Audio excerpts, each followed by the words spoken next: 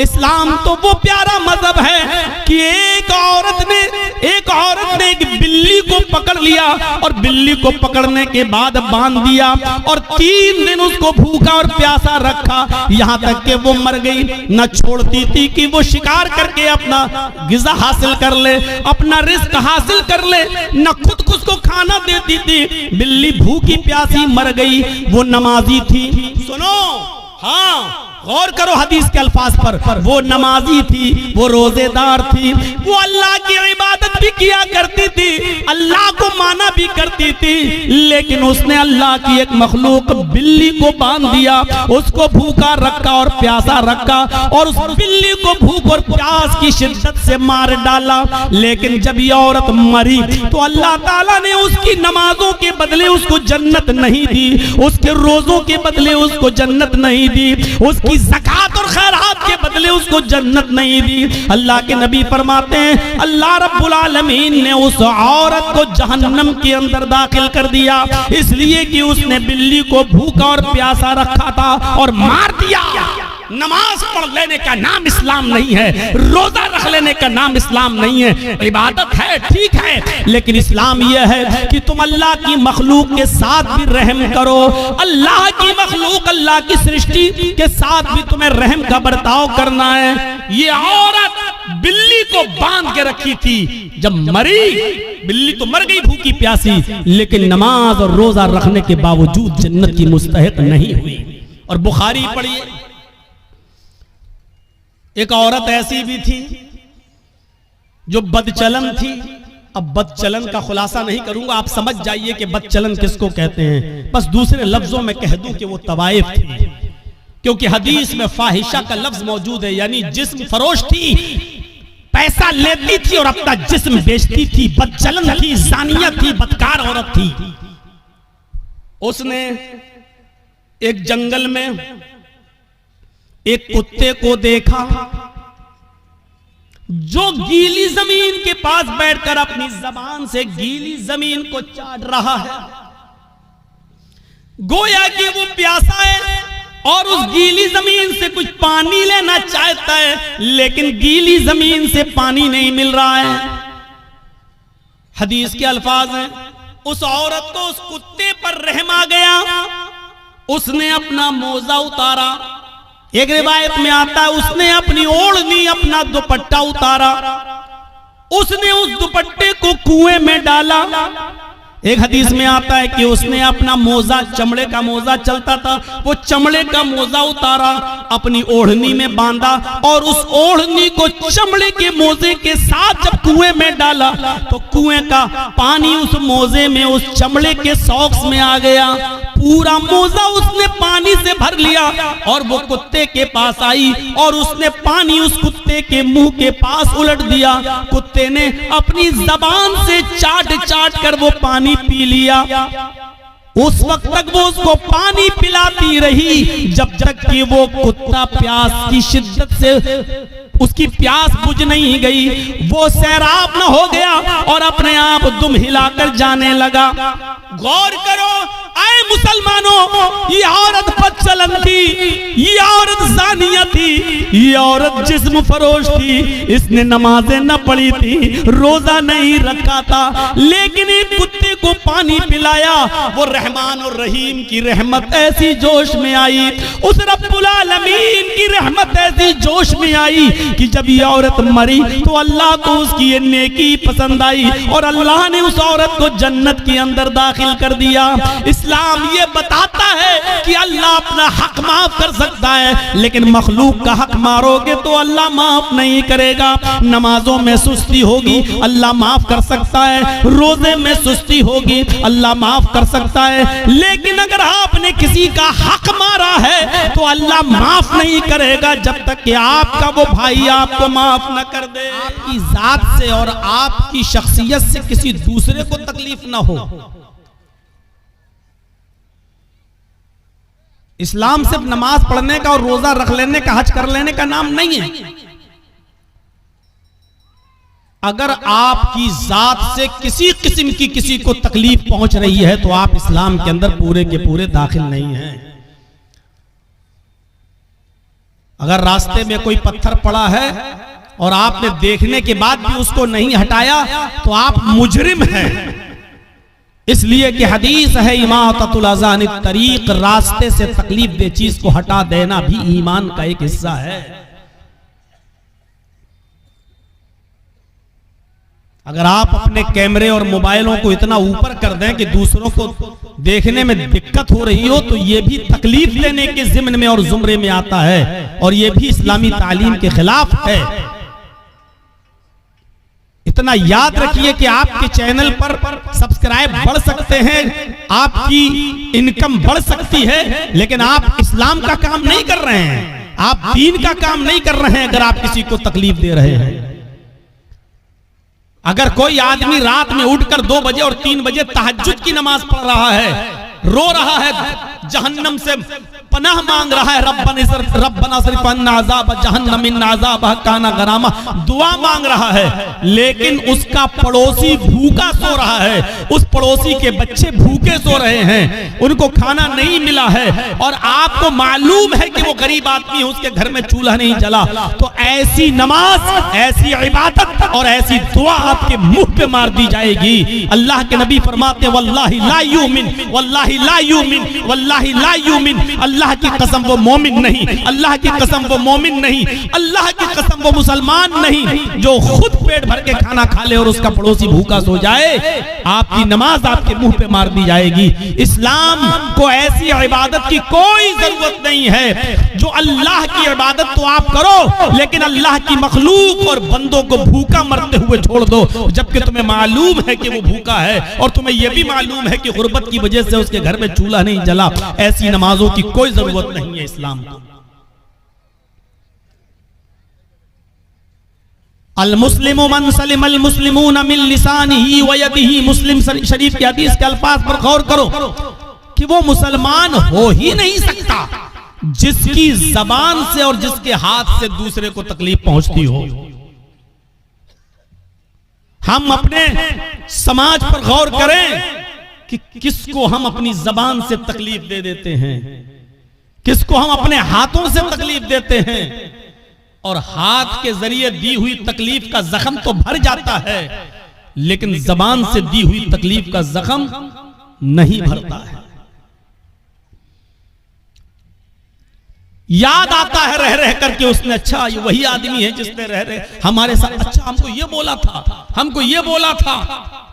इसलिए जबान का लफ्ज पहले इस्तेमाल किया, मिन लिसानिही व यदिही, वो मुसलमान ही नहीं जिसकी जबान से और जिसके हाथ से दूसरे को तकलीफ पहुंचती हो।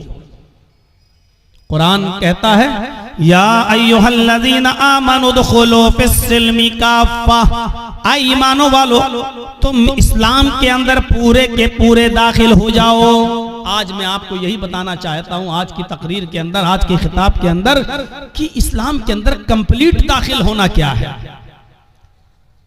आप मस्जिद में गए और नमाज अदा कर ली, हो गए मुसलमान।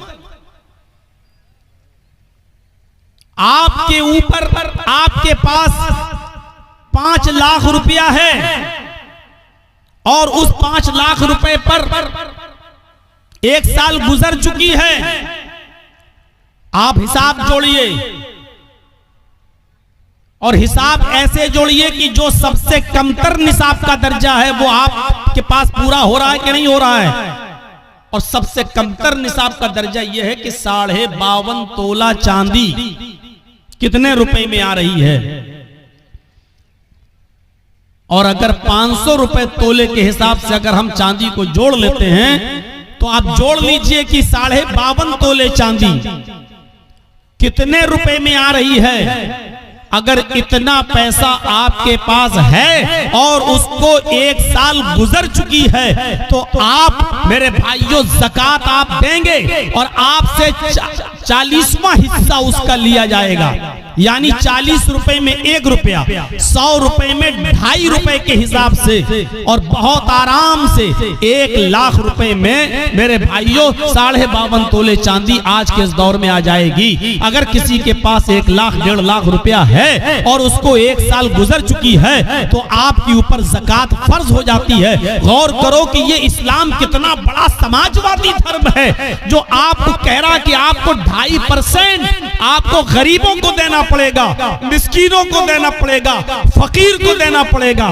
फकीर अल्लज़ी ला माल लहू, फकीर उसको कहते हैं कि जिसके पास कोई माल ही ना हो, कुछ भी नहीं है उसके पास, आप उसको दीजिए। और मिस्कीन उसको कहते हैं कि जिसके पास माल तो है और वो कमाने का जरिया भी है, लेकिन उसके पास इतना माल नहीं है कि वो अपना और अपने बीवी बच्चों का पूरा खर्चा, और उसके इतनी कमाई नहीं होती है कि जिसमें उसका और उसकी बीवी का खर्चा पूरा और बच्चों का खर्चा चल सके। तो ऐसे आदमी को भी आपको अपनी ज़कात में से देना पड़ेगा।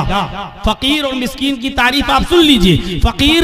फकीर की तारीफ क्या है? अल्लज़ी ला माल लहू, जिसके पास माल ही ना हो, आप ज़कात उसको देंगे। और ज़कात उसको देंगे जो मिस्कीन हो। मिस्कीन उसको कहते हैं कि जिसके पास माल तो है, कमाने का जरिया भी है, उसके पास रिक्शा वगैरह भी है, कोई कमाने का जरिया भी है, लेकिन इतना नहीं है, इतनी कमाई और इतनी इनकम उससे नहीं होती है कि वो अपना और अपने बीवी बच्चों का पेट पाल सके और उनकी पढ़ाई लिखाई का इंतजाम कर सके। तो ये आदमी भी आपकी ज़कात का मुस्तहिक है और आप इसको ज़कात देंगे। और जब तक ज़कात नहीं देंगे आपकी नमाज आपके मुंह पे मार दी जाएगी, क्योंकि आप अल्लाह का हक तो अदा कर रहे हैं लेकिन बंदों का हक अदा नहीं कर रहे हैं। आप नमाज पढ़कर अल्लाह का हक अदा कर रहे हैं, लेकिन उसने तुम्हें जो माल दिया है उस माल में से आप गरीब को नहीं दे रहे हैं।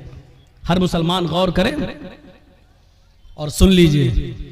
अगर आपके पास 5 लाख रुपए है तो 2.5 लाख के हिसाब से जोड़ लीजिए, 12,500 रुपए आपके ऊपर ज़कात फर्ज हो गई। अब आप निकल रही है और ज़कात में आप माल ही देंगे। ये उलमा बैठे हैं, इनसे पूछ लीजिए, ज़कात में आप माल देंगे?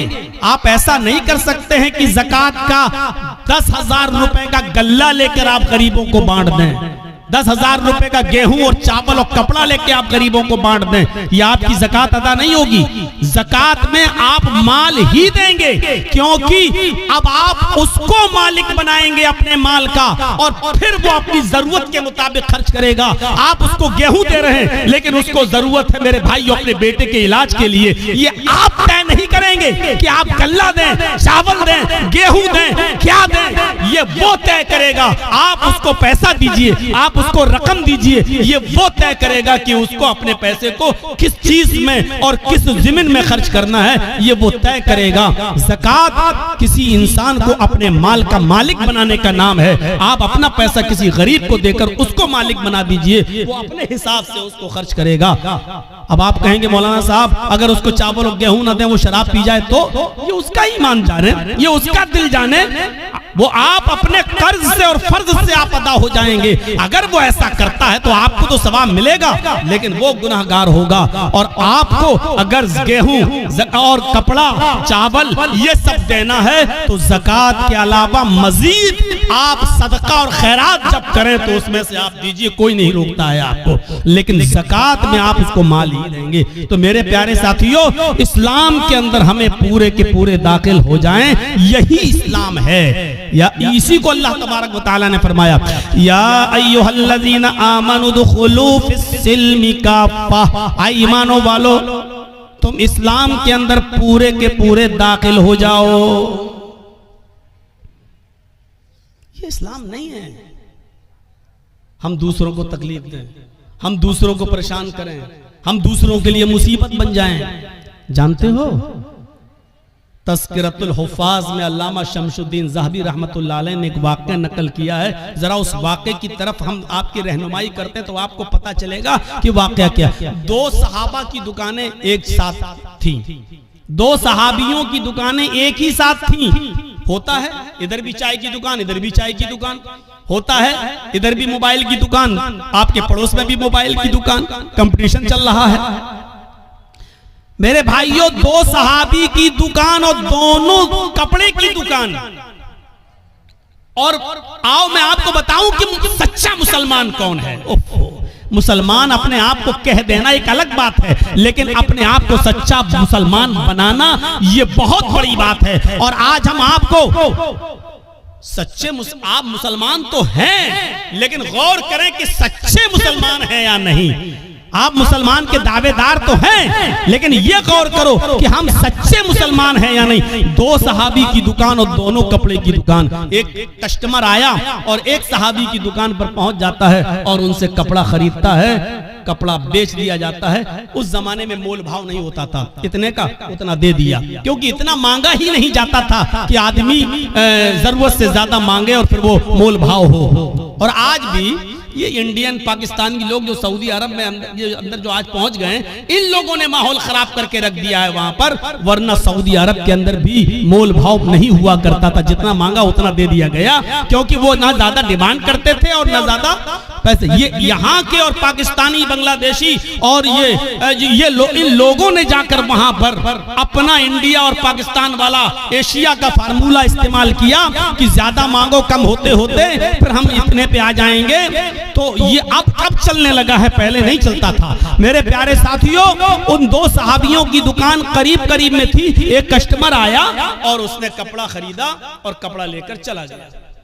थोड़ी देर के बाद दूसरा कस्टमर आया, वो भी इसी दुकान पर आया, उसने भी एक कपड़ा खरीदा और चला गया।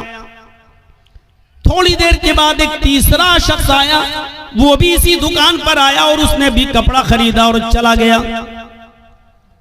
थोड़ी देर के बाद चौथा कस्टमर इसी दुकान पर आता है, लेकिन दुकान वाला भी ये सोच रहा है, या अल्लाह, मेरे पास तो 3 कस्टमर आ चुके हैं, मेरी इनकम तो इतनी हो चुकी है कि आज जो कमाई मुझे हासिल हुई, जो प्रॉफिट हुई, जो मुनाफा हुआ, जो लाभ हुआ, आज मेरे घर का चूल्हा जल जाएगा और मेरे बीवी बच्चे आज पेट भरकर खाना खा लेंगे। लेकिन मेरे पड़ोस में जो कपड़े की दुकान खोले हुए मेरा भाई, एक मुस्लिम भाई, मेरे ही बिरादरी का एक भाई जो दुकान खोले हुए, उसके पास एक भी कपड़ा नहीं बिका है, उसकी भी बीवी है, उसके भी बच्चे हैं। अगर आज उसका कपड़ा नहीं बिका तो उसके घर में चूल्हा कैसे जलेगा, उसके घर में खाना कैसे बनेगा? वो भी कसीरुल अयाल है, उसके भी बच्चे हैं, ज्यादा बेटे बेटियां हैं, उसके घर में भी चूल्हा जलना चाहिए। तो इस सहाबी ने चौथे कस्टमर से कहा, जो कपड़ा तुम खरीदना चाहते हो वो कपड़ा मेरे पास खत्म हो गया है, उससे भी अच्छी क्वालिटी का कपड़ा मेरे फला भाई की दुकान पर है, तुम पड़ोस में जाकर खरीद लो। इस आदमी को उसने उस दुकान की तरफ रेफर कर दिया और उस आदमी ने कपड़ा बेच दिया। थोड़ी देर के बाद एक और कस्टमर आया, इस सहाबी ने उस कस्टमर को भी उसकी दुकान पर भेज दिया और फिर नमाज पढ़ने के लिए चला गया। असर की नमाज का वक्त था, जब वो असर की नमाज पढ़ रहा था तो कह रहा था, इलाहुल आलमीन, झूठ बोलना तेरे नबी के कानून के खिलाफ है, तेरे नबी के फरमान के खिलाफ है। आय अल्लाह, मैंने झूठ बोला है, मुझे माफ कर देना। आए मेरे परवरदिगार, मेरे पास वो कपड़ा मौजूद था, लेकिन मेरे भाई की हमदर्दी ने मुझे अंदर से झिझोड़ दिया है, इसलिए मैंने ये कह दिया है कस्टमर से कि वो कपड़ा मेरे पास नहीं, मेरे भाई के पास है। आय अल्लाह, मेरे इस झूठ को तू झूठ में मत लिखना, क्योंकि तू अच्छी तरीके से जानता है कि मेरी नीयत झूठ बोलने की नहीं थी, बल्कि अपने भाई की हमदर्दी करने की थी और मैं इसमें कामयाब हुआ। आय अल्लाह, अगर तुझे मेरी ये नेकी पसंद हुई हो तो तू इस नेकी को कबूल फरमा ले। आज के इस कंपटीशन के दौर में अपने गरीबानों के बटन खोलकर झांको और बताओ, ऐसा दुकानदार आज के जमाने में कौन है और कौन यहां से खड़ा होकर कह सकता है कि हम पक्के और सच्चे मुसलमान हैं? कोई एक उठकर बताए और ये कहे कि हम पक्के मुसलमान हैं और हम अपना कस्टमर दूसरे की दुकान पर भेज देते हैं, हम दूसरे के हमदर्द नहीं। दूसरे की दुकान पे आने वाला कस्टमर भी आप दूर से पुकार कर अपने पास बुला लेते हैं। अगर 2 रिक्शे वाले हैं तो 2 रिक्शे वाला, एक ने 20 मांगा, दूसरा कहता हूं हमसे 15 दे देना, हमारे रिक्शे पर बैठ जाओ, वो और कम कर लेता है। आज के इस कंपटीशन के दौर में हर मुसलमान अपने गरीबानों में झांक कर देखे और बताए कि कौन पक्का मुसलमान। नाम तो है मोहम्मद जर्जीस, नाम तो है मोहम्मद अजहर, नाम तो है नसीम अहमद, नाम तो है मोहम्मद अकरम, नाम है। और नाम रखने से कोई आदमी मुसलमान नहीं हो जाता। अगर नाम से ही कोई आदमी मुसलमान होता तो अल्लाह की कसम अब्दुल्ला इब्ने उबय इब्ने सलूल जन्नत में जाता। मेरे भाइयों, अगर नाम से ही कोई आदमी मुसलमान होता तो जाने कितने लोग ऐसे हैं कि जिनके नाम इस्लामी थे और वो नबी अकरम के मुखालिफ थे और अल्लाह के रसूल ने उनको जहन्नम में जाने की बशारत दी है। मेरे प्यारे साथियों, नाम रख लेने से कुछ नहीं होता और नाम के हो जाने से कुछ नहीं होता। हर आदमी गौर करके देखे कि वो कितना पक्का मुसलमान है। दूसरे की हमदर्दी का नाम ही तो इस्लाम है। इसीलिए तो अल्लाह के नबी सल्लल्लाहु अलैहि वसल्लम ने फरमाया कि वो आदमी मोमिन नहीं, वो आदमी मोमिन नहीं, वो आदमी मोमिन नहीं। कौन? जो खुद पेट भर के खाना खा ले और उस दूसरा भाई उसका भूखा सो जाए। पड़ोसी, और पड़ोसी में कैद नहीं है कि मुसलमान नहीं, कोई भी हो। पड़ोसी का लफ्ज है, कोई भी हो पड़ोसी होना चाहिए, चाहे वो हिंदू हो, यहूदी हो, ईसाई हो, बुद्धिस्ट हो, जैनी हो, सिख हो, किसी भी मजहब से उसका ताल्लुक है। अगर वो भूखा सो गया तो याद रखिए कि आपकी नमाज आपके मुंह पे मार दी जाएगी। नमाज, हम तो नमाज भी पढ़ते हैं तो ऐसा लगता है जैसे अल्लाह के ऊपर बहुत बड़ा एहसान करके आ रहे हैं। मस्जिद से निकले, दाढ़ी पे हाथ फेरे, निकल, अस्सलाम वालेकुम, वालेकुम अस्सलाम। लग रहा है जैसे अल्लाह पर बहुत बड़ा एहसान करके आया है, अल्लाह पर बहुत बड़ा एहसान करके। और कुछ तो ऐसे हैं, हमसे कहे जर्जी साहब, जब से हमने नमाजें पढ़ना शुरू की तब से और रोजी रोटी में तंगी हो गई, पता नहीं चल रहा क्या है। इससे तो हम पहले जो नमाज नहीं पढ़ते थे, उसने ये नहीं कहा कि हम पढ़ना नहीं चाहते, उसने कहा मुझे वजह बताओ मौलाना साहब। मैं इनकार नहीं कर रहा हूं, मैं कहता हूं नमाज पढ़ना चाहिए, लेकिन जब से मैंने नमाज पढ़ना शुरू की तब से मेरे ऊपर और परेशानियां आना शुरू हो गई। मैं क्या करूं मौलाना साहब, आप बताइए। नमाज नहीं पढ़ता था तो खूब मिलती थी। हमने कहा आजमाइश किसका नाम है, इम्तिहान किसका नाम है? अल्लाह ताला ने कहा कि हम हर मुसलमान को आजमाएंगे, आजमाइश उसकी करेंगे। ये आजमाइश, ये इम्तिहान किस चीज का नाम है? और सोच कितनी बदल गई, सोच कितनी बदल गई। आज हम नमाज पढ़ रहे हैं और अगर रोजी रोटी में कमी हो जाए तो हम क्या कहते हैं? रोजी रोटी में कमी आ जाए तो हम क्या कहते हैं? यार जब से नमाज पढ़ रहा हूं हमारी रोजी रोटी तंग हो गई है, हमें बरकत नहीं हो रही है। और अल्लाह के नबी के जमाने में एक सहाबी इस्लाम लाए, एक शख्स इस्लाम लाया, सहाबी बन गया। और जब सहाबी बना तो नमाज शुरू कर दी, और जब नमाज शुरू की तो वो बकरियों का एक रेवड़ उनके पास हो गया, उसके बाद ऊंटों का रेवड़ हो गया, उसके बाद उनके पास लंबी चौड़ी रकम तैयार हो गई, बहुत अमीर आदमी हो गए। वो नमाज पढ़ रहे हैं और दौलत उनके पास आ रही है, भेड़ें, बकरियां, ऊंट। मालिक वो आए अल्लाह के नबी के पास और कहने लगे कि अल्लाह के रसूल, मैं बड़ा कंफ्यूज हूं। जब मैं इस्लाम नहीं लाया था तो मैं बहुत गरीब था, और जब मैं इस्लाम लाया और नमाज पढ़ने लगा, जब से मैंने नमाजें पढ़ना शुरू की मेरे पास बकरियां आना शुरू हुई, भेड़ें आना शुरू हुई, ऊंट आना शुरू हुए, घोड़े आना शुरू हुए, खच्चर आना शुरू हुए, मेरे पास दौलत रुकने का नाम नहीं लेती है। अल्लाह के नबी ने फरमाया ठीक है, तुम्हारी इबादत की बरकत है, अल्लाह तुम्हें नवाज रहा है।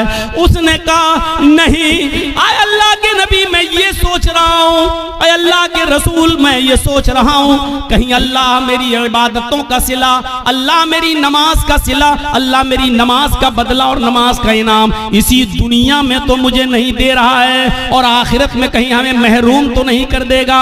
ऐसा तो नहीं कि दुनिया में मुझे सब कुछ मिल जाए और अल्लाह ताला आखिरत में हमें हमारी इबादतों का कोई सिला न दे।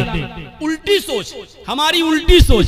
मौलाना जब से मैंने नमाजें पढ़ना शुरू की बरकत ही नहीं हो रही है, और वो क्या कह रहे हैं, अल्लाह के रसूल जब से मैंने नमाजें पढ़ी दौलत रुकी नहीं रही, कहीं अल्लाह हमें इसी दुनिया में तो नहीं दे रहा है और आखिरत में कहीं महरूम तो नहीं कर देगा। सोच बदलो अपनी सोच। वलनब्लुवन्नकुम बिशैइन मिनल खौफि वल जूअ व नक्सिम मिनल अम्वालि वल अनफुसि वस्समरात वबश्शिरिस साबिरीन।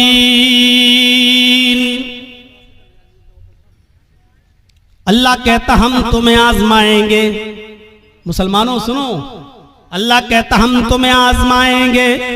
वलनब्लुवन्नकुम बिशैइन मिनल खौफ, हम तुम्हें आजमाएंगे खौफ डालकर, ऐसे हालात पैदा कर देंगे कि तुम डरोगे। जैसे आज पूरे हिंदुस्तान के ही नहीं, पूरी दुनिया के हालात पर आप नजर डालिए आप, और किसी एक जगह पर भी आप देख लीजिए कि मुसलमान जहां रहता है उस मुसलमान को कहीं अमन, कहीं शांति, कहीं सुकून उसको नजर आ रहा है?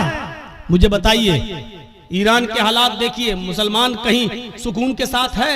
सीरिया के हालात देखिए, मुसलमान कहीं सुकून के साथ है। लेबनान के हालात देखिए, कहीं मुसलमान सुकून के साथ है। इराक के हालात देखिए, मुसलमान कहीं सुकून के साथ है। फिलिस्तीन के हालात देखिए, मुसलमान कहीं सुकून के साथ है। उर्दून के हालात देखिए, मुसलमान कहीं सुकून के साथ है। मुझे दुनिया का कोई ऐसा चप्पा बताइए जहां मुसलमान रहता है और वहां सुकून के साथ हो। आप अपना पड़ोसी मुल्क देख लीजिए, मस्जिदों में बमबारी हो रही है, एक दूसरे को मार रहा और कत्ल कर रहा है। आपके अपने पड़ोसी मुल्क के अंदर मस्जिदें तक महफूज नहीं हैं और वहां आत्मघाती हमले हो रहे हैं। ये कौन सा इस्लाम है और कौन सी इस्लाम की तालीम है? मेरे भाइयों, आप दुनिया की किसी चप्पे पे जाकर देख लो और बताओ, इतिहास, हिस्ट्री और आज की मौजूदा हालात को का जायजा लेकर मुझे बताओ कि मुसलमान कहां चैन और सुकून के साथ है।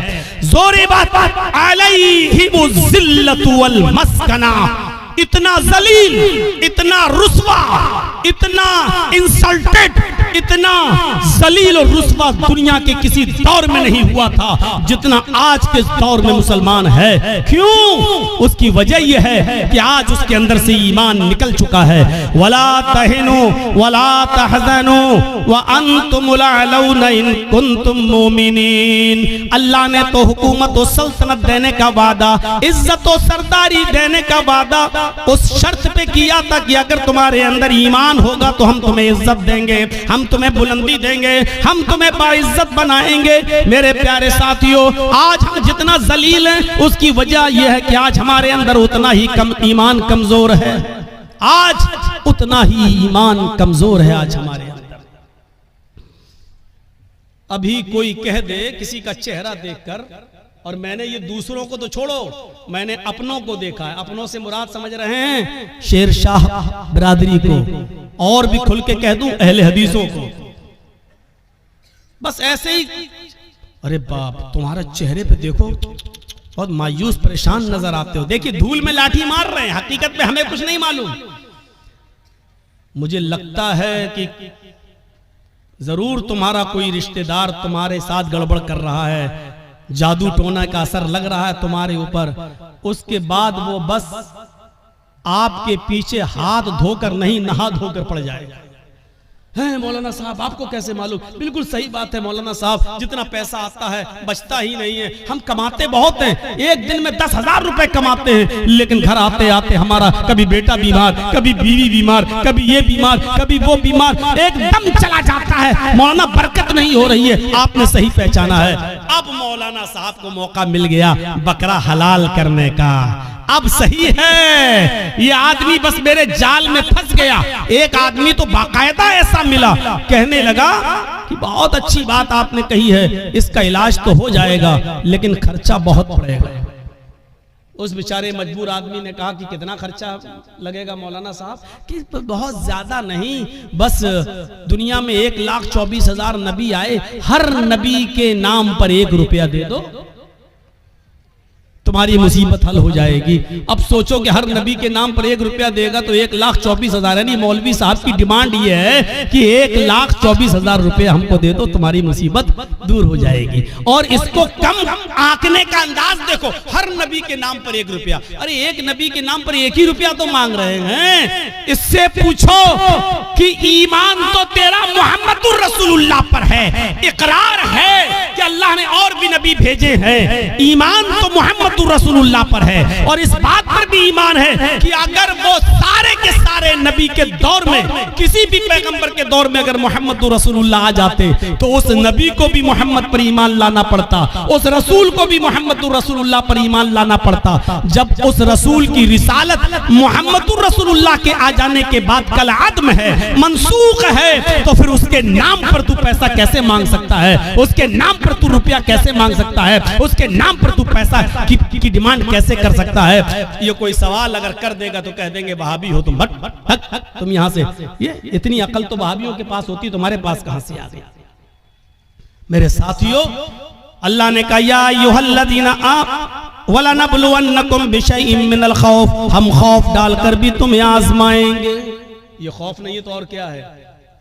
आज के हालात पर जरा नजर डालिए, खौफ डालकर भी हम तुम्हें आजमाएंगे। वलजूअ, ऐसे हालात पैदा कर देंगे कि तुम भूखे रहने पर मजबूर हो जाओगे। कारोबार फेल, सुबह खा लिया तो शाम को भूखे, शाम को खा लिया तो सुबह भूखे, भूख से तुम तड़पने लगोगे, हम तुम्हें भूखा रखकर भी आजमाएंगे। व नक्सिम मिनल अम्वाल, तुम्हारे मालों में नुकसान करके भी हम तुम्हें आजमाएंगे। वल अनफुस, तुम्हारी जाने लेकर भी हम तुम्हें आजमाएंगे। देखिए कैसी कैटेगरी बयान की अल्लाह ने, खौफ डालकर भी आजमाएंगे, भूखा मारकर भूखा रखकर भी आजमाएंगे, तुम्हारे मालों में नुकसान पहुंचाकर भी तुम्हें आजमाएंगे, तुम्हारी जाने लेकर भी आजमाएंगे। वस्समरात, तुम्हारे फल फ्रूट, खेतियां बाड़ियां, खेत और सब्जियां बर्बाद करके भी हम तुम्हें आजमाएंगे। यानी तुम्हारे खेतों में नुकसान करके जिसकी तुम पैदावार करते हो, मकई, चावल, धान, भुट्टा, जिन चीजों को तुम जमीन में उगाते हो, जमीन से पैदा करते हो, फल फ्रूट सब्जी की शक्ल में, अनाज की शक्ल में, हम इसको भी बर्बाद करके हम तुम्हें आजमाएंगे। इन तमाम शक्लों में हम तुम्हारा एग्जाम लेंगे, हम तुम्हारा इम्तहान लेंगे। वबश्शिरिस साबिरीन, ऐ मोहम्मद सल्लल्लाहु अलैहि वसल्लम, मेरे जो बंदे इन तमाम चीजों में सब्र कर लें और अल्लाह के अलावा किसी और का दामन न थामें, अल्लाह के अलावा किसी और का दामन न पकड़ें। अल्लाह कहता है वबश्शिरिस साबिरीन, ऐसे लोगों को जन्नत की बशारत दे दो, ऐसे लोगों को जन्नत की खुशखबरी सुना दो। इन लोगों के लिए जन्नत है। हम मुसलमान बने फिर रहे हैं, खौफ बर्दाश्त नहीं कर सकते हैं, मालों में नुकसान हो जाए तो अल्लाह को दोष देने लगते, मैंने क्या बिगाड़ा है। काफिरों को मिले हूरो कसूर और मुसलमान को फकत वादे होर। दुनिया में सारी नेमतें बेनमाजियों बेरोजगारों के पास मौजूद हैं और हमें कुछ नहीं मिल रहा है, हम इबादत कर रहे हैं तो और ज्यादा परेशानी। आप अल्लाह से शिकायतें करने लगते हैं। मेरे भाइयों, ये सबसे बड़ी जिहालत है हमारी, ये सबसे बड़ी जिहालत है हमारी। हमें पक्का और सच्चा मुसलमान बनना है, हमें यह देखना है कि हम अल्लाह की इबादत के साथ साथ उसकी मखलूक का कितना हक अदा कर रहे हैं। अरे तुम तो इंसानों की बात करते हो और जर्जीस तुम तो पड़ोसियों की बात करते हो। इस्लाम तो ये कहता है कि किसी भी कबूतर को, किसी भी मुर्गी को, किसी भी जानवर को बांध कर उस पर निशाना न लगाओ। कितने लोग ऐसे हैं जो जानवरों पर निशाना लगाते हैं, कितने लोग ऐसे हैं मुस्तकबिल करीब के अंदर, माजी करीब के अंदर ऐसे बहुत से लोगों को तो मैंने अपनी आंखों से देखा है जो जानवरों को लड़ाया करते थे। देसी मुर्ग की लड़ाई हुआ करती थी, उनमें नाखून उनके बड़े बड़े कर दिए जाते थे और मुर्ग आपस में लड़ाते हैं। जब तक वो खून खच्चर ना हो जाए और एक मुर्गा जब तक भाग ना जाए तब तक हार जीत का फैसला नहीं होता। पता नहीं अब ये होता है कि नहीं होता है। हमारे उत्तर प्रदेश में ये जिहालत आज भी चलती है। मुझे नहीं मालूम कि आपके बिहार और बंगाल में क्या कंडीशन है। मेरे प्यारे साथियों, इस्लाम इस लड़ाई को, जानवरों की और परिंदों की इस लड़ाई को भी हराम करार देता है और मुर्ग को लड़ाकर जख्मी करने वालों को भी मुजरिम करार देता है। मेरे प्यारे साथियों, इस्लाम तो वो प्यारा मजहब है कि एक औरत ने एक बिल्ली को पकड़ लिया और बिल्ली को पकड़ने के बाद बांध दिया और 3 दिन उसको भूखा और प्यासा रखा, यहाँ तक कि वो मर गई। न छोड़ती थी कि वो शिकार करके अपना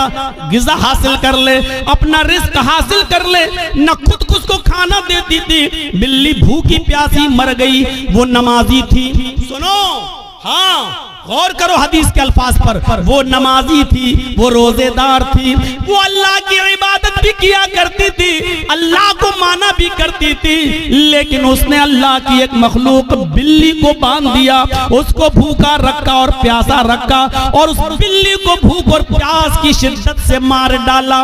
लेकिन जब ये औरत मरी तो अल्लाह ताला ने उसकी नमाजों के बदले उसको जन्नत नहीं दी, उसके रोजों के बदले उसको जन्नत नहीं दी, उसकी ज़कात और खैरात के बदले उसको जन्नत नहीं दी। अल्लाह के नबी फरमाते हैं अल्लाह रब्बुल आलमीन ने उस औरत को जहन्नम के अंदर दाखिल कर दिया, इसलिए कि उसने बिल्ली को भूखा और प्यासा रखा था और मार दिया। नमाज पढ़ लेने का नाम इस्लाम नहीं है, रोजा रख लेने का नाम इस्लाम नहीं है। इबादत है, ठीक है, लेकिन इस्लाम यह है कि तुम अल्लाह की मखलूक के साथ भी रहम करो। अल्लाह की मखलूक, अल्लाह की सृष्टि के साथ भी तुम्हें रहम का बर्ताव करना है। ये औरत बिल्ली को बांध के रखी थी, जब मरी बिल्ली तो मर गई भूखी प्यासी, लेकिन नमाज और रोजा रखने के बावजूद जन्नत की मुस्तहिक नहीं हुई। और बुखारी पढ़िए, एक औरत ऐसी भी थी जो बदचलन थी। अब बदचलन का खुलासा नहीं करूंगा, आप समझ जाइए कि बदचलन किसको कहते हैं। बस दूसरे लफ्जों में कह दूं कि वो तवाइफ थी, क्योंकि हदीस में फाहिशा का लफ्ज मौजूद है, यानी जिस्म फरोश थी, पैसा लेती थी और अपना जिस्म बेचती थी, बदचलन थी, जानिया थी, बदकार औरत थी। उसने एक जंगल में एक कुत्ते को देखा जो गीली जमीन के पास बैठकर अपनी जबान से गीली जमीन को चाट रहा है। गोया कि वो प्यासा है और उस गीली जमीन से कुछ पानी लेना चाहता है, लेकिन गीली जमीन से पानी नहीं मिल रहा है। हदीस के अल्फाज हैं, उस औरत को उस कुत्ते पर रहम आ गया, उसने अपना मोजा उतारा। एक रिवायत में आता है उसने अपनी ओढ़नी, अपना दुपट्टा उतारा, उसने उस दुपट्टे को कुएं में डाला। एक हदीस में आता है कि उसने अपना मोजा, चमड़े का मोजा चलता था, वो चमड़े का मोजा उतारा, अपनी ओढ़नी में बांधा और उस ओढ़नी को चमड़े के मोजे के साथ जब कुएं में डाला तो कुएं का पानी उस मोजे में, उस चमड़े के सॉक्स में आ गया।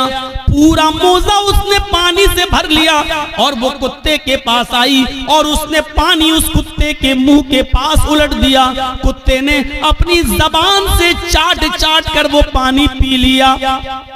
उस वक्त तक वो उसको पानी पिलाती रही जब तक कि वो कुत्ता प्यास की शिद्दत से उसकी प्यास बुझ नहीं गई, वो सैराब न हो गया और अपने आप दुम हिलाकर जाने लगा। गौर करो आए मुसलमानों, ये औरत बदचलन थी, ये औरत जानिया थी, ये औरत जिस्म फरोश थी, इसने नमाजें न पढ़ी थी, रोजा नहीं रखा था, लेकिन एक कुत्ते को पानी पिलाया। वो रहमान और रहीम की रहमत ऐसी जोश में आई, उस रब्बुल आलमीन की रहमत ऐसी जोश में आई कि जब ये औरत मरी तो अल्लाह को उसकी ये नेकी पसंद आई और अल्लाह ने उस औरत को जन्नत के अंदर दाखिल कर दिया।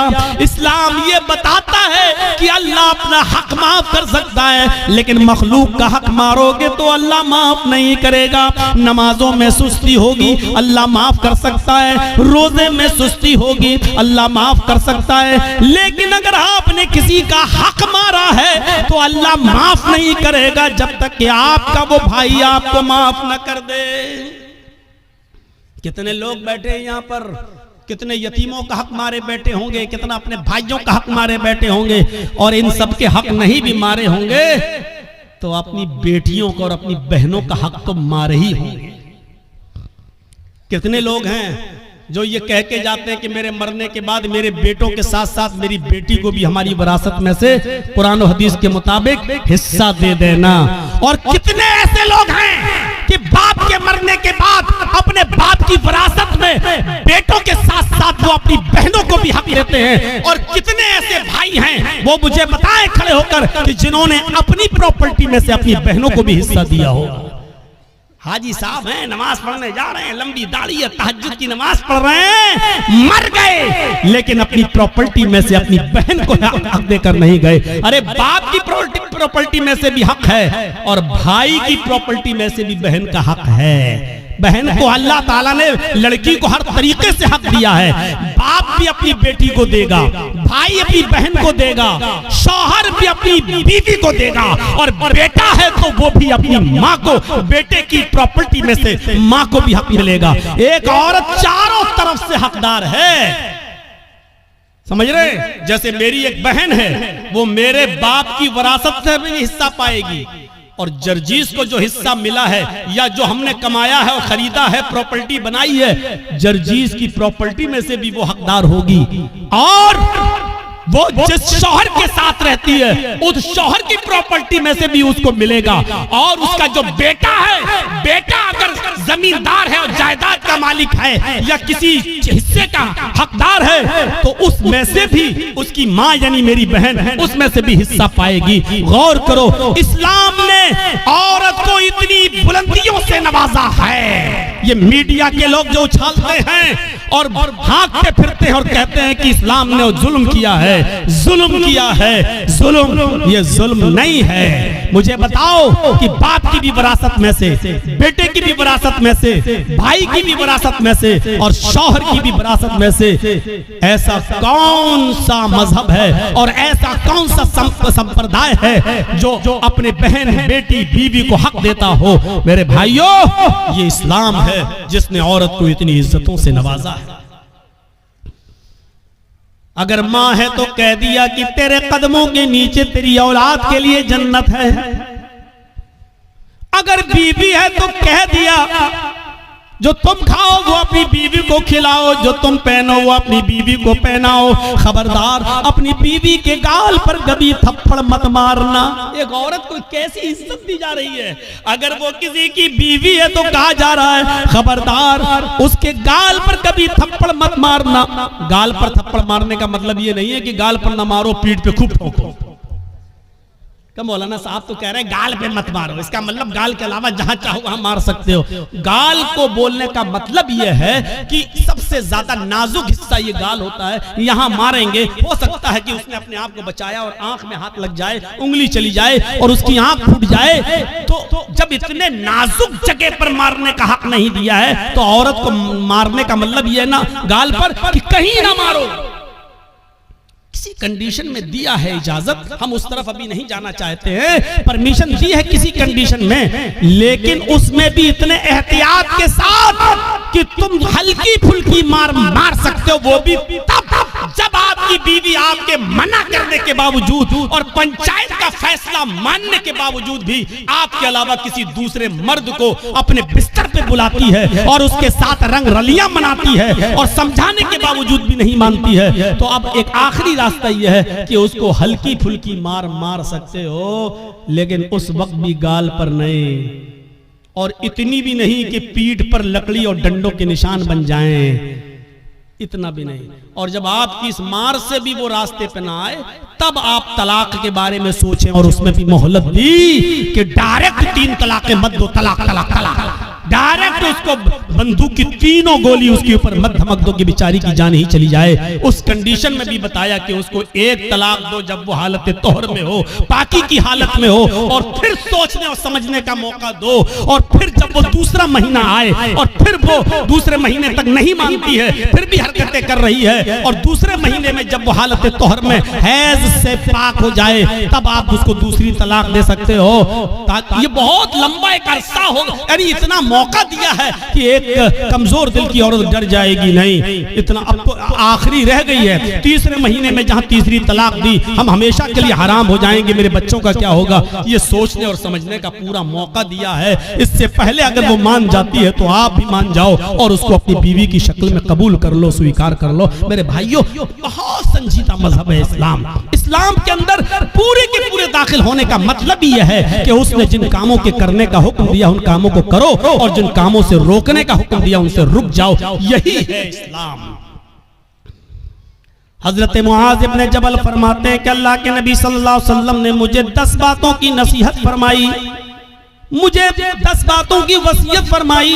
मुस्नद अहमद के अल्फाज हैं। इस हदीस को इमाम अहमद ने अपनी मुस्नद के अंदर नकल किया है और अल्लामा अलबानी रहमतुल्लाह अलैह ने इसको हसन करार दिया है। फरमाया अल्लाह के नबी सल्लल्लाहु अलैहि वसल्लम फरमाते हैं, हजरत मुआज इब्न जबल फरमाते हैं कि औसानी रसूलुल्लाह सल्लल्लाहु अलैहि वसल्लम बिअशरी कलिमात, कि अल्लाह के नबी सल्लल्लाहु अलैहि वसल्लम ने मुझे 10 कलिमात की 10 बातों की वसीयत फरमाई।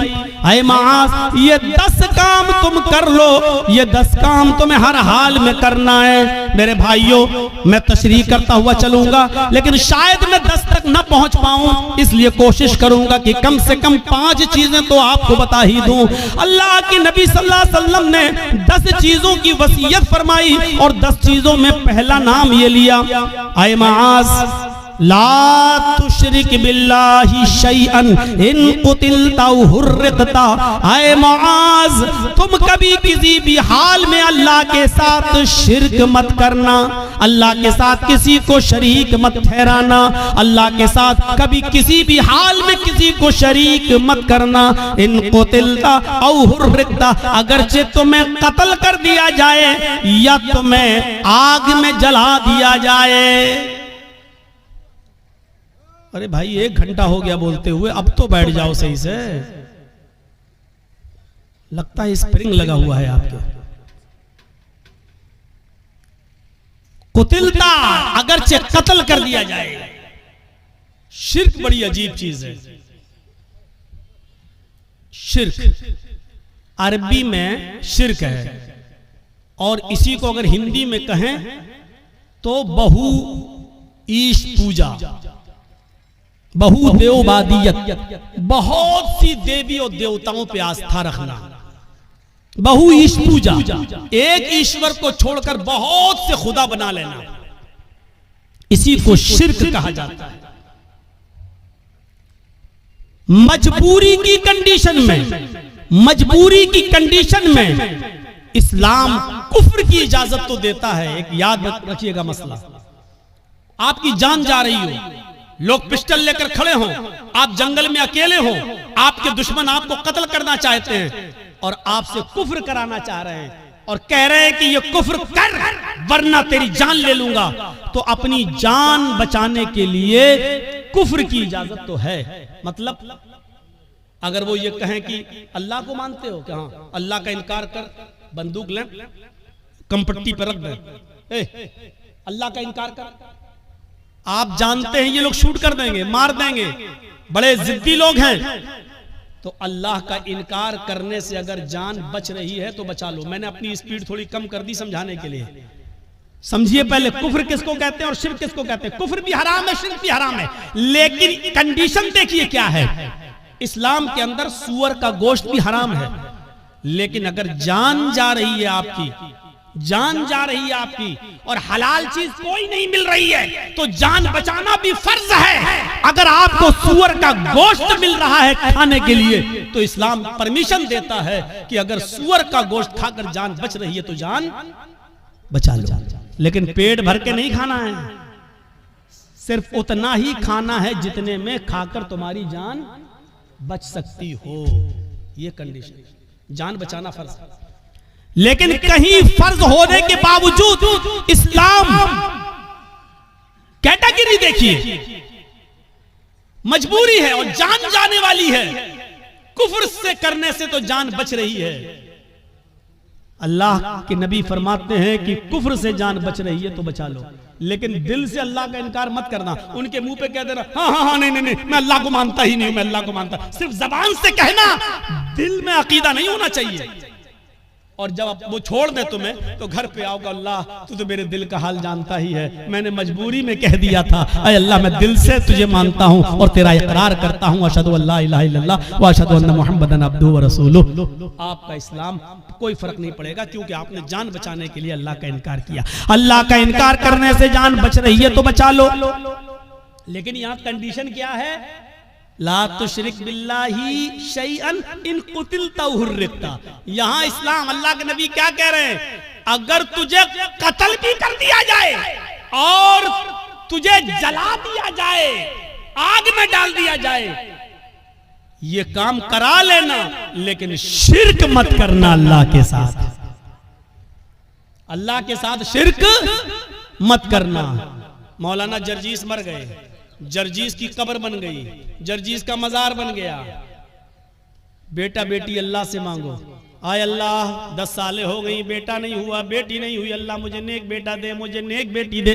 ठीक है, अब आप जर्जीस के पास कब्र पे चले जाओ, मजार पे, और कहो बहुत अच्छे आदमी थे, आय अल्लाह तू डायरेक्ट मेरी नहीं सुनता है, इनके वसीले से हम दुआ कर रहे हैं, जर्जीस साहब तुम मेरी दुआ लेके अल्लाह के पास चले जाओ, जर्जीस साहब मुझे अल्लाह से बेटा बेटी दिलवा दो। यही शिर्क है। मैंने कह दिया जो कहना था। समझदारों के लिए इशारा काफी है, कोई जरूरी है किसी का नाम लिया जाए? जब बगैर नाम लिए बात बन रही हो तो नाम नहीं लेना चाहिए। मेरे भाइयों, मैंने अपना नाम ले लिया और क्लियर कर दिया, ये शिर्क है कि अल्लाह को छोड़कर किसी और को पुकारा जाए, किसी और से मांगा जाए। इज़ा सअलता फसअलिल्लाह, सवाल करो तो अल्लाह से, व इज़ा इस्तअनता फस्तईन बिल्लाह, और जब मदद तलब करो तो अल्लाह से।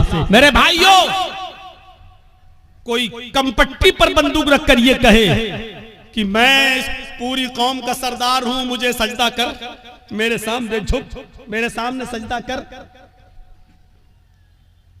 या मेरे सरदार को सजदा करो, ये मेरे सरदार हैं, तो अल्लाह का इनकार करके जान बच रही है तो बचा लो।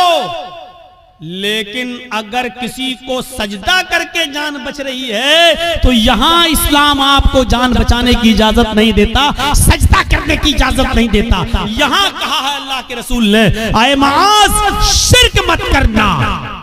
अल्लाह का इनकार करके जान बच रही है तो बचा लेना, लेकिन अगर अल्लाह के अलावा किसी गैर को सजदा करना पड़े तो किसी गैर के सामने सर झुकाकर अपनी जान मत बचाना। अगर वो तुम्हें मारना चाहे तो मार दें, कुतिलता कत्ल करना चाहे तो कत्ल कर दें, और रिक्ता जलाकर आग में डालकर तुम्हें कोयला बनाना चाहे तो बना दें, राख करना चाहे तो कर दें। ये अपने जिस्म को दुनिया में करा लेना, लेकिन किसी गैर के सामने सजदा मत करना। अब आप समझ गए कितनी इंपॉर्टेंट बात है। अब हर मुसलमान गौर करे कितना % मुसलमान है। पहले तो ये गौर करे कि वो मुसलमान है या नहीं, फिर ये गौर करे है तो कितना %, कितना % वो मुसलमान है। मुझे तो नहीं लगता कि कोई आदमी 10% भी कह सके कि मैं 10% भी मुसलमान हूं। आगे आने वाले वाकयात, अभी हम चल रहे हैं आपकी तरफ। मेरे भाइयों, अकल भी नहीं मानती इस बात को।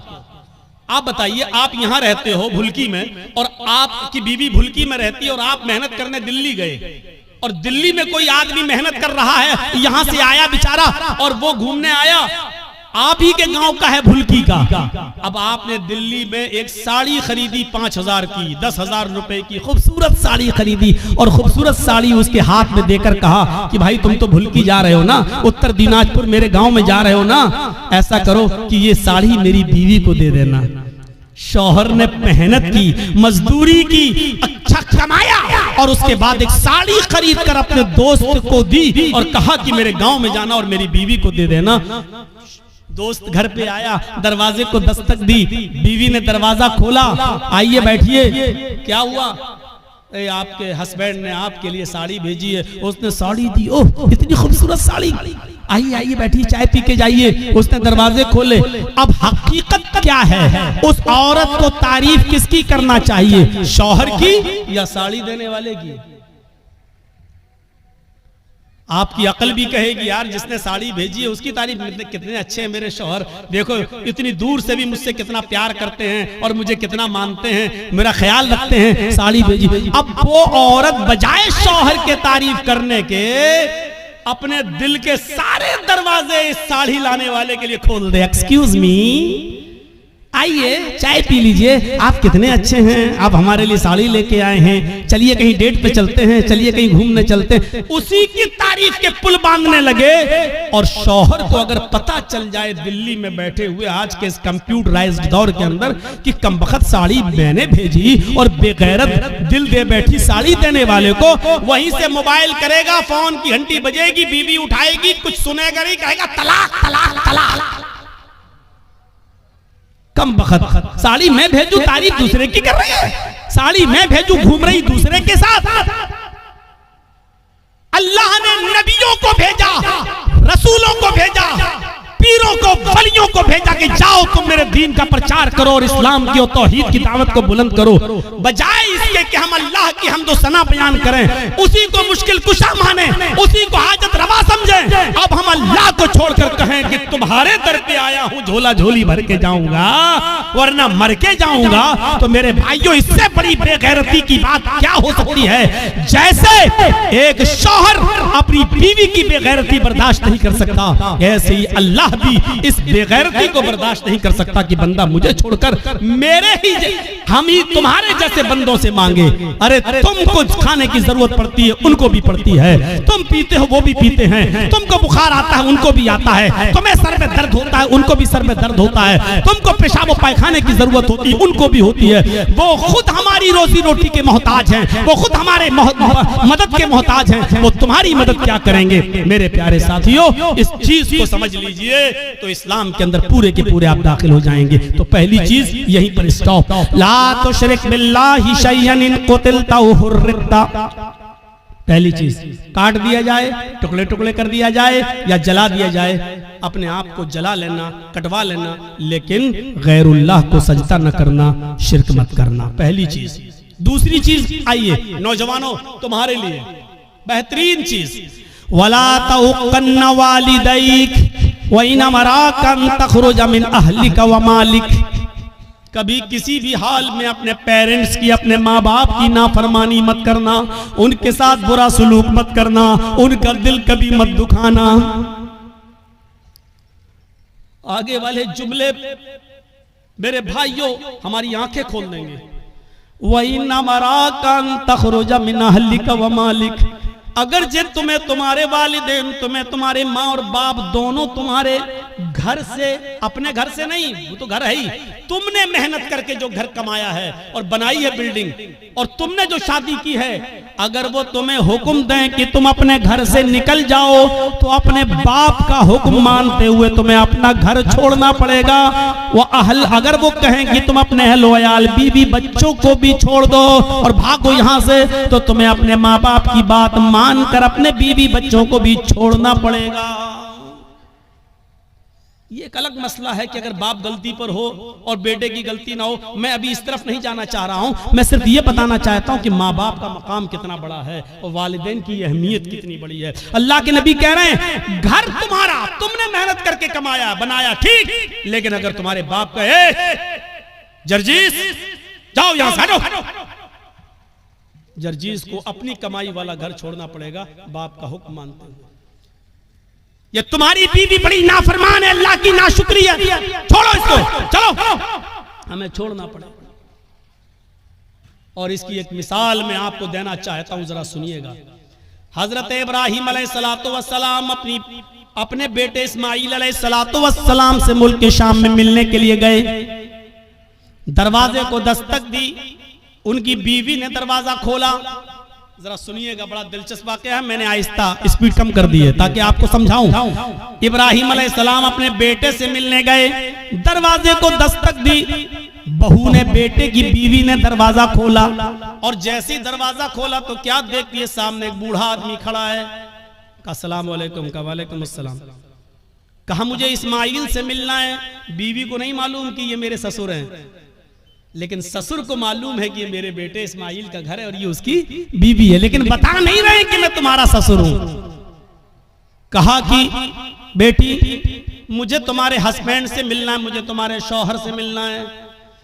कहा कि वो तो जंगल में शिकार करने गए हैं, घर में खाने पीने को कुछ नहीं था, इसलिए वो जंगल में चले गए, शिकार करके लाएंगे, शाम को गोश्त आएगा तब हांडी पकेगी। अच्छा, ऐसे हालात हैं तुम्हारे घर के? का बहुत बुरे हालात हैं। गौर करना जुमले पर।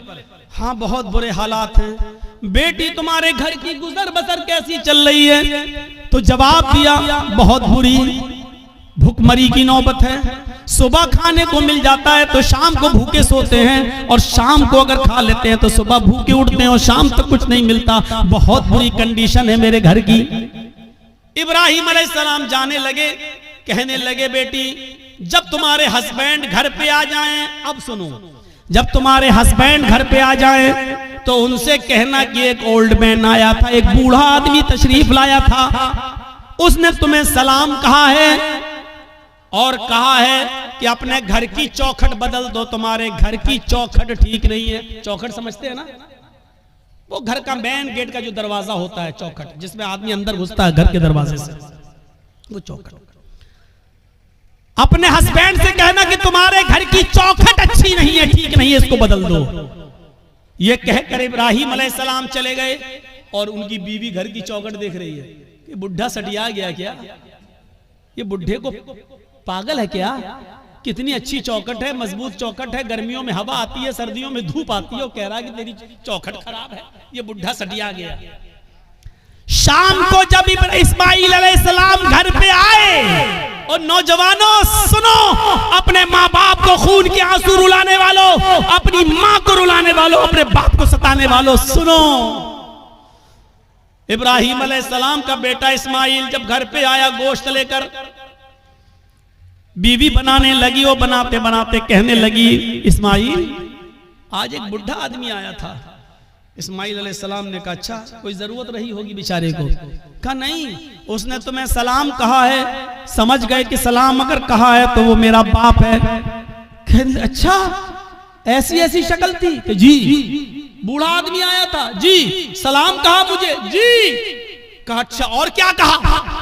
कहा उसने मुझसे कि अब जब तुम्हारे शौहर घर पे आ जाएं, हस्बैंड घर पे आ जाएं, तो उनसे कहना कि तुम्हारे घर की चौखट ठीक नहीं है, उसको बदल दो। बुढ़ा सटिया गया था। इस्माइल अलैहिस्सलाम ने कहा अच्छा उसने कुछ पूछा था तुमसे? कहां पूछा था कि घर में गुजर बसर कैसी चल रही है, तो मैंने कह दिया कि अच्छी नहीं चल रही। जो सच्चाई थी बता दी, सुबह खा लो तो शाम को नहीं मिलता, शाम को खा लो तो सुबह नहीं मिलता। उन्होंने कहा बस यही तुम्हारा जुमला सुनकर, यही वर्ड सुनकर उन्होंने कहा कि अपने घर की चौखट बदल लो। क्या मतलब? कहा मेरी बीवी, उन्होंने जब ये देखा कि तुमने अल्लाह का शुक्र अदा नहीं किया, जब पूछा कि घर की गुजर बसर कैसी चल रही, तो तुम्हें कहना चाहिए था कि अल्हम्दुलिल्लाह, अल्लाह ने मुझे जिस हाल में रखा है अल्लाह का शुक्र है, बस जिंदा हूँ, और अल्लाह मुझे जिस हाल में भी रखे मैं हमेशा उसके दिए हुए रिस्क पर खुश हूँ। वो जिस हाल में भी मुझे रखता है मैं उसकी दिए हुए रिस्क पर मैं राजी हूँ और खुश हूँ। तुम्हें ये जुमले कहना चाहिए था, लेकिन तुमने अल्लाह की नाफरमानी कर दी। तुमने ये कह दिया कि मुझे अच्छी जिंदगी नहीं मिल रही है, मैं बड़ी तंगदस्ती में अपनी जिंदगी गुजार रही हूँ। मेरे बाप ने सोच लिया कि तुम अल्लाह की नाफरमान बंदी हो।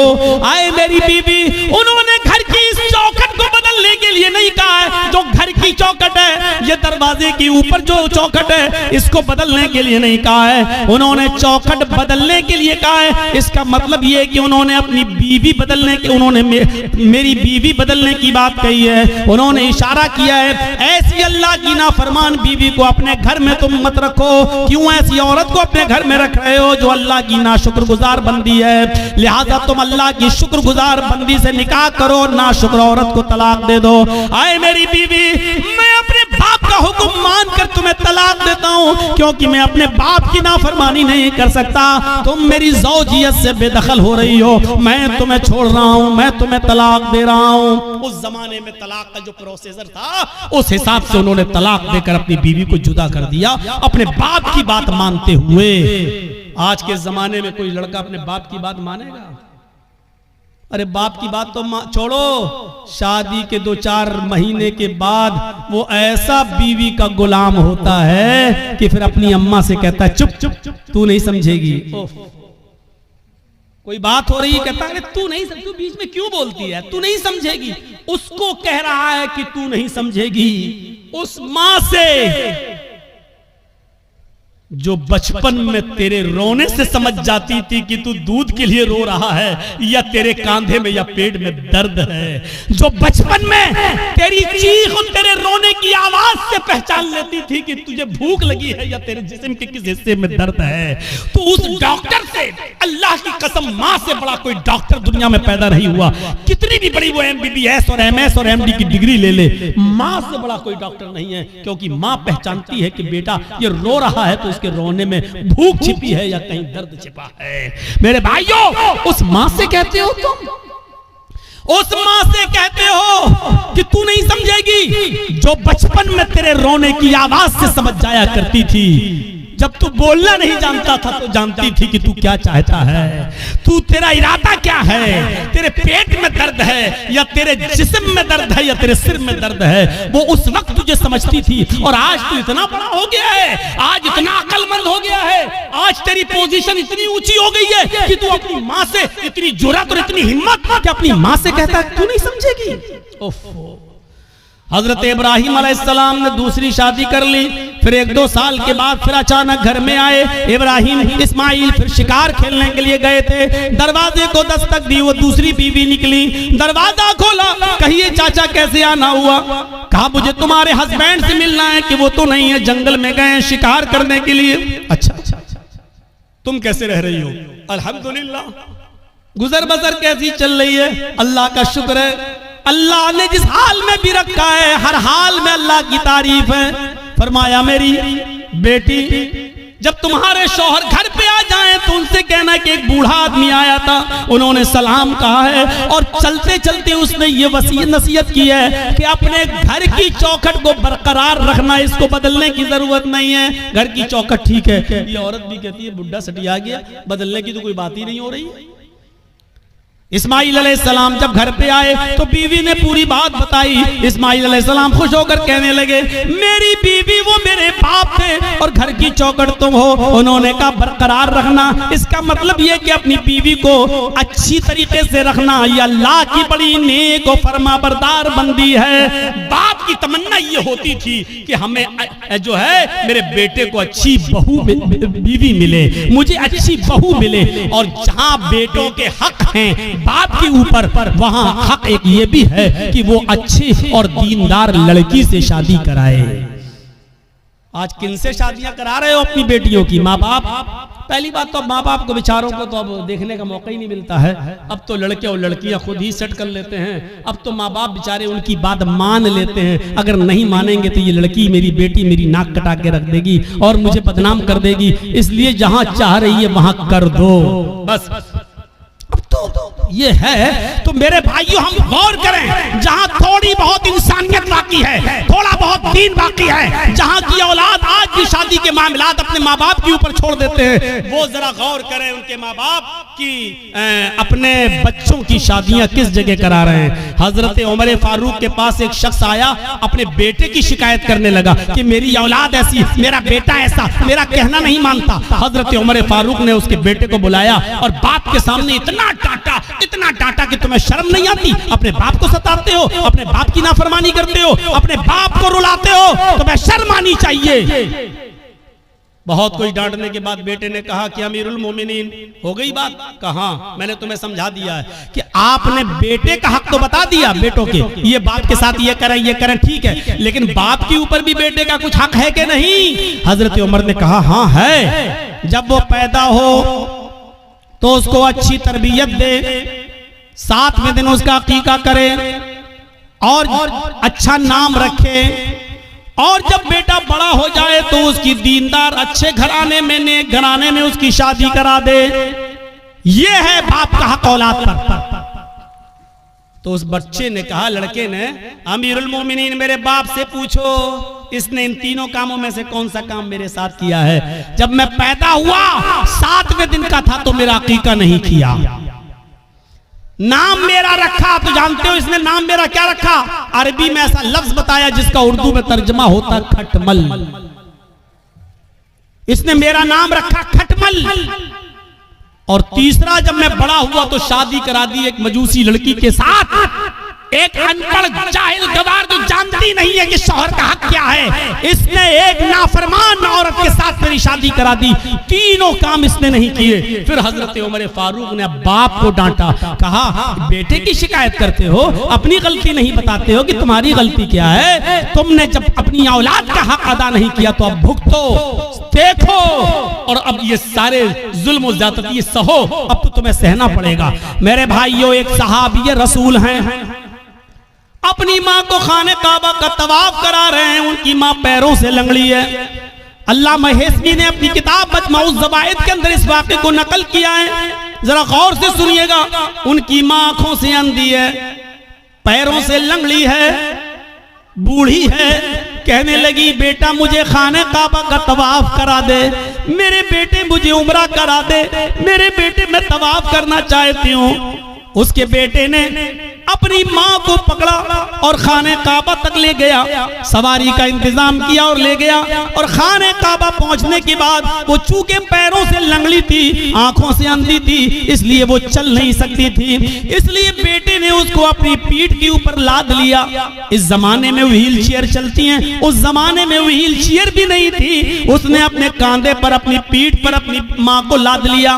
उसने 1 चक्कर पूरा किया, 2 चक्कर पूरे किए, 3 चक्कर पूरे किए, 4 चक्कर, 5 चक्कर, और 5वें चक्कर को पूरा करने के बाद जब 6वां चक्कर लगाने लगा तो उसकी मुठभेड़ हो गई। वो टकरा गया हजरत उमर फारूक रज़ी अल्लाह ताला अन्हु से, अपनी पीठ पर अपनी माँ को लादे हुए, और अपनी माँ अपने हजरत उमर से टकरा गया। हजरत उमर ने कहा ठीक ठीक ठीक चलिए, सलाम हुआ, सलाम अलैकुम, वालेकुम अस्सलाम। जब उसने 6 चक्कर, 7 चक्कर पूरे कर लिए तो हजरत उमर के फारूक के पास आया। हजरत उमर ने कहा माशाअल्लाह, अपनी माँ की बड़ी खिदमत कर रहे हो तुम। इस बूढ़ी माँ को तुमने तवाफ कराया अपनी पीठ पर लाद कर। ये हंसते हुए कहने लगा अमीरुल मोमिनीन, मेरी माँ आंखों से अंधी है, इसलिए बर्तन मैं खुद धुल देता हूँ। मेरी बीवी नहीं है, मेरी माँ इसी कपड़ों में लैट्रिन और पेशाब कर लेती है, इसलिए कि वो लंगड़ी है, वो चल नहीं पाती है, और जब मैं घर पे नहीं होता हूँ तो इसी में वो गंदगी कर लेती है। अमीरुल मोमिनीन, मैं अपनी माँ का पेशाब और पैखाना भी साफ करता हूँ, अपने माँ के कपड़े भी धुलता हूँ, और आज मेरी माँ ने कहा कि मुझे तवाफ करा दे तो मैं उसको यहाँ तक ले आया और मैंने अपनी पीठ पर लाद कर अपनी माँ को तवाफ भी करा दिया। ऐ अमीरुल मोमिनीन, क्या मैंने अब भी अपनी माँ का हक अदा नहीं किया? क्या मेरी जिम्मेदारी पूरी हो गई? क्या मैंने अपनी माँ का हक अदा किया या नहीं? हजरत उमर फारूक की आंखों में आंसू आ गए और रोते हुए कहने लगे चलो यार, जाओ अपने घर और अल्लाह की इबादत में अपनी जिंदगी गुजारो। उसने पीछा करते हुए कहा अमीरुल मोमिनीन, मैंने मसला पूछा है, आपको जवाब देना होगा। फरमाया क्या पूछते हो? कहा ये बताओ, मैं पेशाब साफ करूं, पैखाना साफ करूं, अपने माँ के कपड़े धुलूं, अपने हाथ से खाना बनाऊं, अपने हाथ से माँ को खाना खिलाऊं, अपनी पीठ पर लाद कर मैं खाने काबा का तवाफ कराऊं, परिक्रमा कराऊं, क्या इसके बाद भी मैंने अपनी माँ का हक अदा किया या नहीं किया? हजरत उमर कहते सुन, जब तुझे तेरी माँ जन रही थी, जब तुझे तेरी माँ पैदा कर रही थी, जब अपने पेट से तुझे बाहर कर रही थी, उसको जो दर्द हो रहा था, जो लीवर पेन हो रहा था, उसको जो दर्द हो रहा था, तुझे जनते वक्त, तुझे पैदा करते वक्त, और उस दर्द में जो उसने पहली आह निकाली, जो उसने दर्द में पहली आवाज निकाली, आह, उसने अपनी जबान से जो पहला जुमला अदा किया, आह, जो उसने आह की आवाज निकाली, आए मेरे दोस्त, अभी तो तूने अपनी माँ की पहली आह का भी हक अदा नहीं किया, तो उसकी पूरे जीवन का और पूरी लाइफ का और पूरी जिंदगी का हक अदा क्या करेगा? अभी तो तूने उसकी पहली चीख का भी हक अदा नहीं किया, उसकी जिंदगी के हक के बारे में पूछता है, क्या हो गया? अभी तो एक आह का भी हक अदा नहीं हुआ। ये है माँ का मकाम, ये है माँ का मर्तबा, ये है माँ का दर्जा। अगर आप नमाज पढ़ते हैं लेकिन आपकी माँ आपसे खुश नहीं है तो बेकार है आपकी नमाज। आप रोजा रखते हैं, आपकी माँ आपसे नाराज है तो बेकार है आपके रोजे। आप कितनी भी इबादतें कर लें, कितनी भी अल्लाह की पूजा पाठ कर लें, कितनी भी कुरान की तिलावत कर लें, लेकिन आपके माँ और बाप आपसे नाराज है तो आपकी इबादतें आपके मुंह पे मारी जाए। इबादत भी शर्त के साथ होती है। डॉक्टर दवा देता है तो परहेज भी बताता है। अल्लाह ने कहा है नमाज पढ़ो तो ये भी कहा है कि इसके साथ साथ ये भी करो। मेरे भाइयों, रमजान का महीना आ रहा है, रोजा रखने से पहले सोच लेना कि तुम्हारे माँ बाप तो तुमसे नाराज नहीं है। नमाजें पढ़ते हो तो सोच लेना सर्दियों में दिसंबर और जनवरी की सख्त सर्दी में उठकर ठंडे पानी से वुजू बनाकर तहज्जुद पढ़ते हो और माँ बाप नाराज है तो सोच लेना कि तुम्हारी ये रात की इबादत अल्लाह कबूल करेगा या नहीं करेगा। इन चीजों पर जरा गौर करना। 2 चीजें हो गई, तीसरी चीज पर आई है। हर एक चीज ऐसी है कि जिस पर 2-2 घंटे बोला जा सकता है, लेकिन मैं मुख्तसर करते हुए आगे चल रहा हूं। तीसरी चीज पर गौर कीजिए। वला ततरुकन्न सलातन मक्तूबतन मुतअम्मिदन फ़इन्न मन तरक सलातन मक्तूबतन मुतअम्मिदन फ़क़द बरिअत मिन्हु ज़िम्मतुल्लाह। कभी भी किसी भी हाल में फर्ज नमाज मत छोड़ना, किसी भी हालत में फर्ज नमाज मत छोड़ना। अगर फर्ज नमाज छोड़ दी तो अल्लाह की जिम्मेदारी हट जाएगी, अल्लाह की जिम्मेदारी से निकल जाओगे। अल्लाह की कोई गारंटी नहीं तुम्हारी जिंदगी की। ओफो, क्या जबरदस्त पॉइंट। किसी भी हाल में फर्ज नमाज मत छोड़ना। बाप बीमार है, मस्जिद में अजान हो रही है, अब अजान होगी, उसके 15 मिनट के बाद जमात होगी। बाप मेरा सीरियस है, जल्दी से फोन करो, एम्बुलेंस बुलाओ, या जब तक गाड़ी निकल रही है तब तक वुजू बनाओ और अपने घर में फर्ज ही फर्ज पढ़ लो 4 रकात ज़ोहर, और जल्दी से अपने बाप को लेकर पहुंचो हॉस्पिटल के अंदर। यहाँ सुन्नतें छोड़ दो। क्यों? क्योंकि इस वक्त बाप की हालत दूसरी है, लेकिन फर्ज नमाज तुम्हें इधर भी नहीं छोड़ना है। लिहाजा जल्दी से वुजू बनाओ। अब मस्जिद में मत जाओ, मस्जिद में जाओगे 15 मिनट इंतजार करोगे, फिर इमाम साहब पता नहीं कितनी लंबी नमाज पढ़ाएं। जल्दी से वुजू बनाओ घर पे और 4 रकात ज़ोहर की पढ़ो और छोटी छोटी सूरतें पढ़ लो, इन्ना अतैना कल कौसर, कुल हुवल्लाहु अहद अल्लाहु समद, और जल्दी से सलाम फेरो और अपने बाप को, अपने बेटे को, अपनी बीवी को लेके हॉस्पिटल पहुंचो।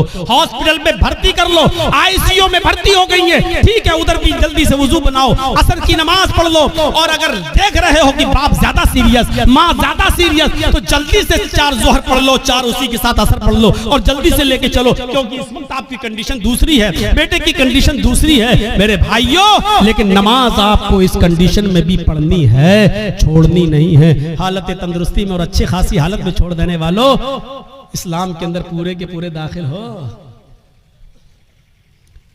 कहते हो मौलाना साहब रोजी नहीं आ रही, रोजी आएगी कैसे? रोजी की दुआ तो अल्लाह ने नमाज में बताई है। जब एक सजदा करके उठते हो और दूसरे सजदे में जाते हो तो सजदे, दोनों सजदों के दरमियान बैठकर जो दुआ पढ़ते हो मेरे भाइयों, सबसे अफजल और सबसे अच्छी दुआ तो मुस्लिम शरीफ की हदीस की ये है, रब्बिग़फिरली रब्बिग़फिरली, अल्लाह मेरी मग़फ़िरत फरमा, अल्लाह मेरी मग़फ़िरत फरमा। लेकिन मेरे भाइयों, अबू दाऊद और सुनन नसई की दीगर दूसरी रिवायतों में ये दुआ भी आई है कि बैन सजदतैन, सजदों के दरमियान जो दुआ पढ़ी जाती है वो है अल्लाहुम्मा ग़फ़िरली वरहमनी वहदिनी वआफ़िनी वरज़ुक़नी। देखिए सजदे में जो दुआ पढ़ी जा रही है उसमें आप रिज़्क़ भी मांग रहे हैं। अल्लाहुम्मा ग़फ़िरली वरहमनी वहदिनी वआफ़िनी वरज़ुक़नी, अल्लाह मुझे रिज़्क़ हलाल दे। आपने ज़ोहर की 10 रकातें पढ़ी, 10 बार आपने कहा वरज़ुक़नी। आपने फजर की 4 रकातें पढ़ी, 2 सुन्नत 2 फर्ज, आपने 4 मरतबा कहा वरज़ुक़नी, अल्लाह मुझे रिज़्क़ हलाल दे। आपने असर की, अगर मस्जिद में पहले पहुंच गए तो 4 सुन्नत और 4 असर फर्ज पढ़ ली तो 8 रकातें पढ़ी, 8 मरतबा आपने कहा वरज़ुक़नी। मगरिब में 5 मरतबा आपने कहा वरज़ुक़नी। इशाम में कम से कम 7 रकातें हैं, 4 फर्ज 2 सुन्नत और 1 वित्र, आपने 7 मरतबा कहा वरज़ुक़नी। गौर करो, जो इतनी बार अल्लाह से रिज़्क़ मांगे, रोजी मांगेगा, अल्लाह उसको मायूस करेगा, अल्लाह उसको निराश करेगा, अल्लाह उसको नाउम्मीद लौटाएगा? नहीं। तो आपको रिज़्क़ हलाल मांगने की दुआ अल्लाह ने बताई है और वो है नमाज। नमाज ही नहीं पढ़ोगे, अल्लाह से मांगोगे ही नहीं, तो अल्लाह क्यों देने लगा तुम्हें? और देगा भी तो ऐसे ही देगा। 5000 कमाया, घर पे आए, बेटा बीमार, डॉक्टर ने कह दिया आईसीयू में रखा जाएगा, खर्च करो 50,000। कमाया 10,000, घुस गया 50,000। क्यों? अल्लाह ने कहा वमन आरज़ा अन ज़िक्री फ़इन्न लहू मईशतन ज़न्का, तुम मेरे जिक्र से एराज करोगे हम तुम्हारी रोजी को तंग कर देंगे। जिक्र से एराज करना, आज दिल चाहता कि तुमको एक कीमती बात बता दूं, सुनिए। एराज करना किसे कहते हैं? यहां पर बहुत से लोग ऐसे होंगे जो नमाज छोड़ते हैं, नमाज नहीं पढ़ते हैं, या जुमे पढ़ते हैं, 8 दिन मस्जिद में नहीं आते हैं, 7 दिन गायब। उनके बारे में तो मैं कुछ कह ही नहीं सकता, वो जाने, उनका रब जाने, उनको क्या अजाब होगा क्या नहीं, वो अल्लाह जाने, उनका रब जाने और आप जाने। मैं उनकी बात कर रहा हूं यहां पर जो नमाज तो पढ़ते हैं लेकिन टाइम पे टाइम, नमाज तो पढ़ते हैं लेकिन टाल मटोल कर। अजान हो रही है, 5 कस्टमर रह गए हैं, इनको निपटा दूं तब जाऊंगा। जल्दी जल्दी आपने उनको सौदा दी दुकान से, जब तक बंद करके जा रहे हैं पता चला जमात हो चुकी है। हम डॉक्टर हैं, हमारे पास मरीज आया हुआ है बुखार का और जुकाम की दवा लेने के लिए, और अजान की आवाज आ गई। हमने सोचा 2 मरीजों को दवा दे दूं उसके बाद जा रहा हूं। जब तक 2 मरीजों को हम दवा दे रहे हैं और जब तक हम मस्जिद में नमाज पढ़ने जा रहे हैं जमात हो गई। ये है नमाज से एराज। पढ़ तो रहे हैं आप लेकिन जमात को आपने तर्क कर दिया और जमात छोड़ दी, ये है नमाज से एराज। अल्लाह ने कहा वमन अरज़ान जिक्री, जो मेरे जिक्र से जो नमाज से एराज करेगा, रूगर्दानी करेगा, हम उसकी रोजी को फ़इन्न लहू मईशतन ज़ंका, उसकी रोजी तंग कर दी जाएगी। बंद नहीं कहा अल्लाह ने, ये नहीं कहा रोजी बंद कर देंगे, तंग कर देंगे। तंग का मतलब या तो बहुत मुश्किल से उसको रोजी रोटी मिलेगी या बहुत आसानी से मिलेगी लेकिन रुकेगी नहीं उसके पास। आज कितने लोग हैं ऐसे, मौलाना साहब बहुत कमाता हूं लेकिन बरकत नहीं हो रही है। मौलाना साहब 1 लाख रुपया महीना कमाता हूं लेकिन रुकता नहीं है, कभी इसको कैंसर, कभी उसको टीबी, कभी इसको बीमारी, बीमारियों ने घेर लिया, लगता है कोई जादू टोना कर रहा है। अरे अल्लाह के बंदे एराज तो समझ ले, एराज किसको कहते हैं? वमन अरज़ान जिक्री, जो मेरे जिक्र से नमाज से एराज करेगा। बच्चा रो रहा है, माँ टीवी पे सीरियल देख रही, रिमोट उसके हाथ में, सास भी कभी बहू थी, बीवी माँ उस बच्चे की माँ देख रही, सास भी कभी बहू थी, नाटक, चिप्स खाती जा रही, चाय पीती जा रही है और नाटक देखती जा रही है, ड्रामा। इधर बच्चा रो रहा है, माँ जानती है कि बच्चा दूध की वजह से रो रहा है लेकिन सोच रही है नहीं 10 मिनट का ड्रामा रह गया, 10 मिनट और देख लूं। बच्चा रो रहा है लेकिन सीरियल देखने में लगी हुई है। क्या कहा जाएगा? माँ ने बच्चे से एराज किया। जब सीरियल खत्म हो गया माँ ने बच्चे को उठाया और दूध पिलाया। देखिए दूध पिला रही है लेकिन फिर भी उसने अपने बच्चे से एराज किया, रूगर्दानी की अपने बच्चे के साथ। इसको कहा जाता एराज करना। आदमी नमाज तो पढ़ रहा है लेकिन मरीजों को पूरा देखने के बाद आ रहा जमात खत्म हो गई। नमाज तो पढ़ रहा है लेकिन दुकान के सारे कस्टमर को निपटा के आ रहा है, जमात खत्म हो गई। इसको कहा जाता है एराज करना। माँ दूध तो पिला रही है लेकिन सीरियल देखने के बाद आदमी नमाज तो पढ़ रहा है लेकिन अपनी दुकानदारी पूरी करने के बाद तो आपने अल्लाह के लिए छोड़ा क्या है? आपने अल्लाह के लिए छोड़ा क्या है? कुर्बानी क्या दी है? कुर्बानी तो ये थी, आवाज आई हय्या अलस सलाह और सामने वाला 10,000 रुपए का कस्टमर है, आप कह दो कि जा पहले मैं नमाज पढ़ने जा रहा हूँ, अगर नमाज नहीं पढ़ूंगा मैं नमाज के बाद ही तुम्हें दूंगा, जाओ नमाज पढ़ लो उसके बाद आना। हय्या अलस सलाह की आवाज सुनते ही मस्जिद की तरफ चले जाओ। वो कहने लगा कि मैं 10,000 रुपए का सामान लेने आया। आपने कहा 10,000 रुपए की परवाह नहीं है, रज़्ज़ाक़ वो है, रोजी रोटी देने वाला वो है, रोजी रोटी देने वाली तेरी जात नहीं अल्लाह की जात है। आपने 10,000 के कस्टमर को ठुकरा दिया और आप मस्जिद में नमाज पढ़ने चले गए। ये है नमाज। ला तत्रुकन्न सलातन मक्तूबतन मुतअम्मिदन, कभी भी किसी भी हाल में कसदन और जानबूझकर तुम फर्ज नमाज को तर्क मत करना। जो फर्ज नमाज को जानबूझकर तर्क कर देता है, फर्ज नमाज को जानबूझकर छोड़ देता है, अल्लाह की जिम्मेदारी उसकी ऊपर से उड़ जाती है। अपने आप पर गौर करो कि कितने % मुसलमान हो, इस्लाम में दाखिल हो या नहीं, ऐसा करते हो या नहीं। अब तो बड़ा मुश्किल हो जाएगा। अक्सर लोग हमारे भाई यहाँ बैटरी वाला रिक्शा चलाते हैं बेचारे, अब पैसेंजर को लेके जा रहे हैं रिक्शे पे, अजान की आवाज आई हय्या अलस सलाह, उसको वहीं रिक्शा रोकना पड़ेगा, फौरन मस्जिद में भागना पड़ेगा। मौलाना साहब क्या करें? हाँ सुन लो, उलमा की मौजूदगी में फतवा आपके सामने दे रहा हूं और ये फतवा मेरा नहीं, अब्दुल्ला इब्ने बास का फतवा है, शेख सालेह अल उसैमीन का फतवा है। और फतवा ये है कि हर वो नौकरी, हर वो बिजनेस, हर वो कारोबार हराम है इस्लाम इस्लाम के अंदर जिस कारोबार की वजह से और जिस बिजनेस की वजह से आपकी नमाज छूट रही हो, इस्लाम में उस कारोबार को हुर्मत हराम करार दिया गया है। ऐसे कारोबार को इस्लाम ने हराम करार दिया है जिस कारोबार की वजह से आपकी नमाज तर्क हो रही है। नमाज ही नहीं तो फिर मुसलमान किस बात का, नमाज ही नहीं तो फिर इस्लाम का मानने वाला किस बात का। तो मेरे प्यारे साथियों, हम बहुत बेबाक हैं अपने अंदाज में। मैंने कह दिया, हर वो बिजनेस, हर वो कारोबार, हर वो नौकरी, चाहे वो बैंक की नौकरी हो, चाहे वो सरकारी जॉब हो या प्राइवेट जॉब हो, मौलाना साहब मेरा मालिक बहुत बदमाश है, हमें नमाज पढ़ने की इजाजत नहीं देता है, छोड़ दो, रज़्ज़ाक़ अल्लाह ताला है, वो प्राइवेट कंपनी का मालिक रोजी देने वाला नहीं है। अल्लाह एक दरवाजा बंद करता है तो 100 दरवाजे खोलता है। मेरे भाइयों, इस अकीदे के साथ नमाज पढ़िए और इस तौहीद के साथ नमाज पढ़िए। और चौथी चीज और बताऊंगा मेरे भाइयों, 10 चीजों पे हम नहीं चल पाएंगे। चौथी और आखिरी चीज मैं इसलिए बताऊंगा क्योंकि आज हमारी नौजवान नस्ल इसकी तरफ भाग रही है, इसलिए ये भी सुन लो, वला तशरबन खमरन फइन्नहु रअसु कुल्लि फाहिशतिन। और आए मास, कभी किसी भी कंडीशन में शराब मत पीना, इसलिए कि शराब हर बुराई की जड़ है। शराब मत पीना वैसे ही हराम हो गई, लेकिन शराब का नुकसान क्या बताया? फ़इन्नहु रासु कुल्लि फ़ाहिशतिन, हर बीमारी, हर बुराई की जड़ है। यानी आप शराब पिएंगे तो कोई भी गुनाह कर सकते हैं। शराब पी के आदमी घर में आया, माँ ने डांटते हुए कहा, अच्छा तू शराब पी के आया कमीने, बेगैरत, शराब पी के आया, हट, तेरी माँ का, तेरी अपनी माँ को ही माँ बहन की गाली दे रहा है, अपनी बहन को ही गाली दे रहा है, अपनी बेटी को गाली दे रहा है। इससे बड़ा कमीना और इससे बड़ा रजील इंसान कौन हो सकता है जो शराब के नशे में आकर अपनी माँ को गाली दे, अपने ही बाप को गाली दे, अपनी बहन को और अपनी बेटी को गाली दे, अपने भाई को गाली दे। इससे बड़ा कमीना इंसान और कौन हो सकता है?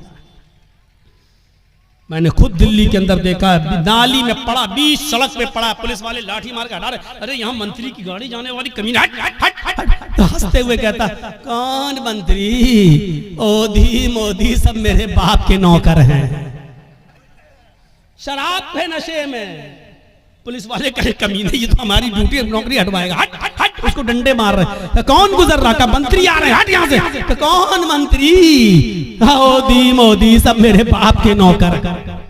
शराबी की नजर में कोई किसी की हैसियत नहीं होती, बड़ी से बड़ी शख्सियत भी उसके सामने जीरो होती है। क्यों? क्योंकि उसने जो चीज पी है उसने उसकी अकल को खराब कर दिया, उसकी अकल को ढांप लिया, इसलिए उसकी नजर में बड़ी से बड़ी शख्सियत भी कुछ नहीं होती है। जब शराब हराम नहीं हुई थी, जब शराब हराम नहीं हुई थी तो नबी के चचा हजरत हमजा ने शराब पी ली थी और एक गाना गाने वाली के गाने के जोश में आकर उसने कहा, अला या हमजा लिशुर्फिन नवा, आए हमजा तू तो मोटी ऊंटनियों के लिए है। हजरत अली की ऊंटनी वहीं पर चल रही थी, चारा घास खा रही थी। हजरत हमजा को जोश में चढ़ा दिया कि ये ऊंटनी का कलेजा हमें मिल जाए तो कितना अच्छा।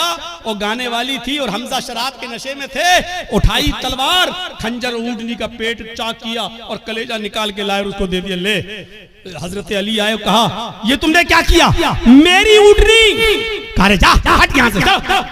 शराब के नशे में हजरत अली को भगा दिया। हजरत अली ने अल्लाह के नबी से शिकायत की, अल्लाह के रसूल उनके साथ आए और जब आए कहा, चचा ये क्या कर दिया तुमने, अली की ऊंटनी को खंजर मार के मार डाला, उसका कलेजा निकाल लिया।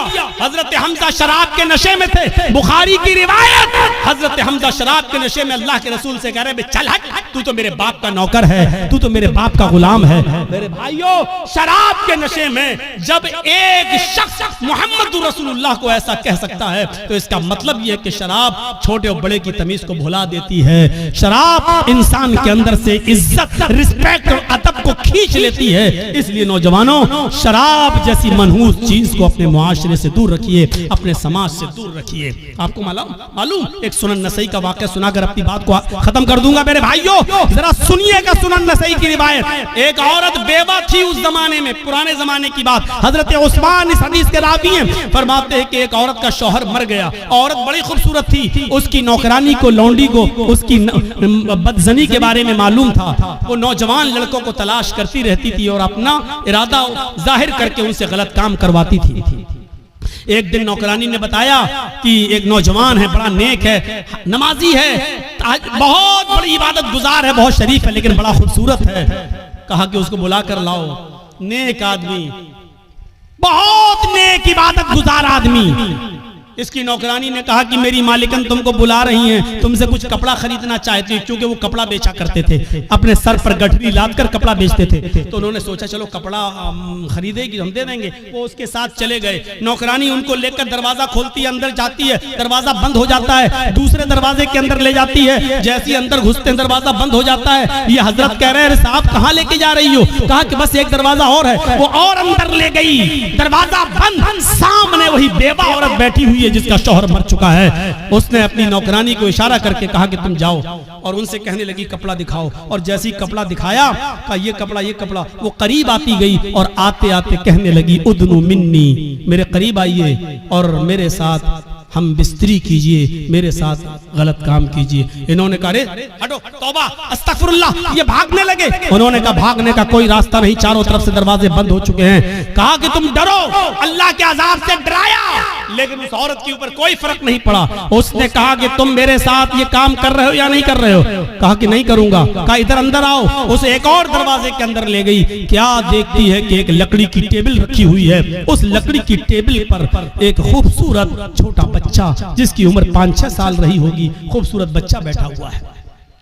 और उसी टेबल पर एक शराब की बोतल रखी हुई है। वहीं पर जाकर ये औरत बैठ गई। इसने कहा कि देखो तुम बड़े नेक हो, शरीफ इंसान हो, मेरे चीखने की देर है, मेरे चिल्लाने की देर है, चारों तरफ से तुम घेर लिए जाओगे और मैं सिर्फ इतना बोलूंगी कि इस आदमी ने मेरी इज्जत को छलनी छलनी कर दिया। बस तुम्हारा हाल क्या होगा?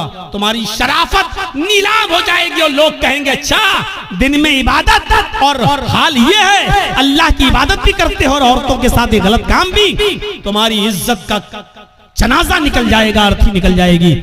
चलो 3 ऑप्शन देती हूं मैं तुम्हें, इन तीनों में से कोई एक काम तुम्हें करना पड़ेगा, इसके बगैर मैं नहीं छोड़ूंगी। सुनन नसई की रिवायत।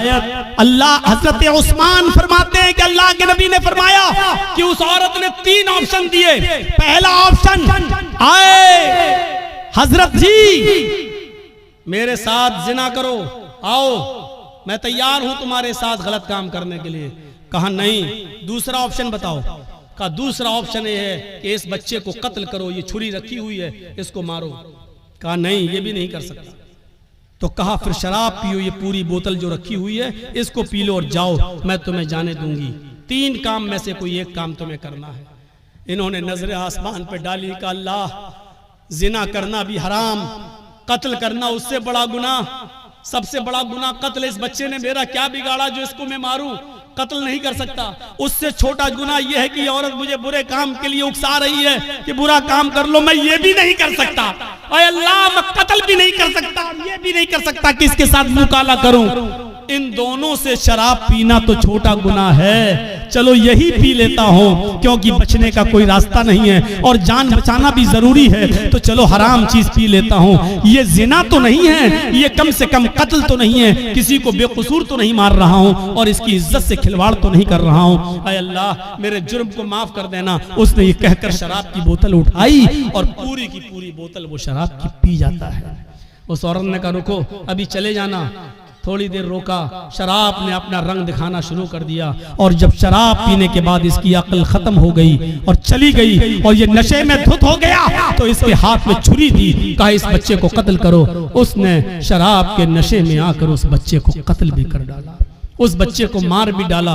फिर उस औरत ने हाथ पकड़ के उसको अपने ऊपर सवार किया, अपने कपड़े भी उतारे और उसके भी कपड़े उतारे और शराब के नशे में इस आदमी ने उस औरत के साथ जिना भी कर लिया। उसके साथ जो काम नहीं करना था वो कर लिया। मेरे भाइयों, फिर वहां से ये बचा और आया, मायूस रहा पूरी जिंदगी। मैं कहना ये चाह रहा था आपसे कि मेरे भाइयों कि कहां तो एक गुनाह करवाया जा रहा था, लेकिन शराब के बाद वो तीनों गुनाह कर बैठा। यानी शराब पीने के बाद वो कत्ल भी कर बैठा और शराब पीने के बाद वो जिना भी कर बैठा। शराब तो पी ही पी थी, यानी शराब ने उससे सारे गुनाह करवा दिए। अल्लाह के नबी ने फरमाया फ़इन्नहु रासु कुल्लि फ़ाहिशतिन, शराब ही हर बुराई की जड़ है। अगर आप मुसलमान हैं तो इस्लाम के अंदर पूरे के पूरे दाखिल हो जाओ। शराब को छोड़ना पड़ेगा, नमाज पाबंदी से पढ़ना पड़ेगी और आपको ये देखना पड़ेगा कि नमाज के लिए हम अपने रब के लिए क्या क्या चीजें छोड़ रहे हैं। आपको अपने माँ बाप की खिदमत करना पड़ेगी, आपको शिर्क से बचना पड़ेगा, आपको अपने भाइयों का ख्याल रखना पड़ेगा,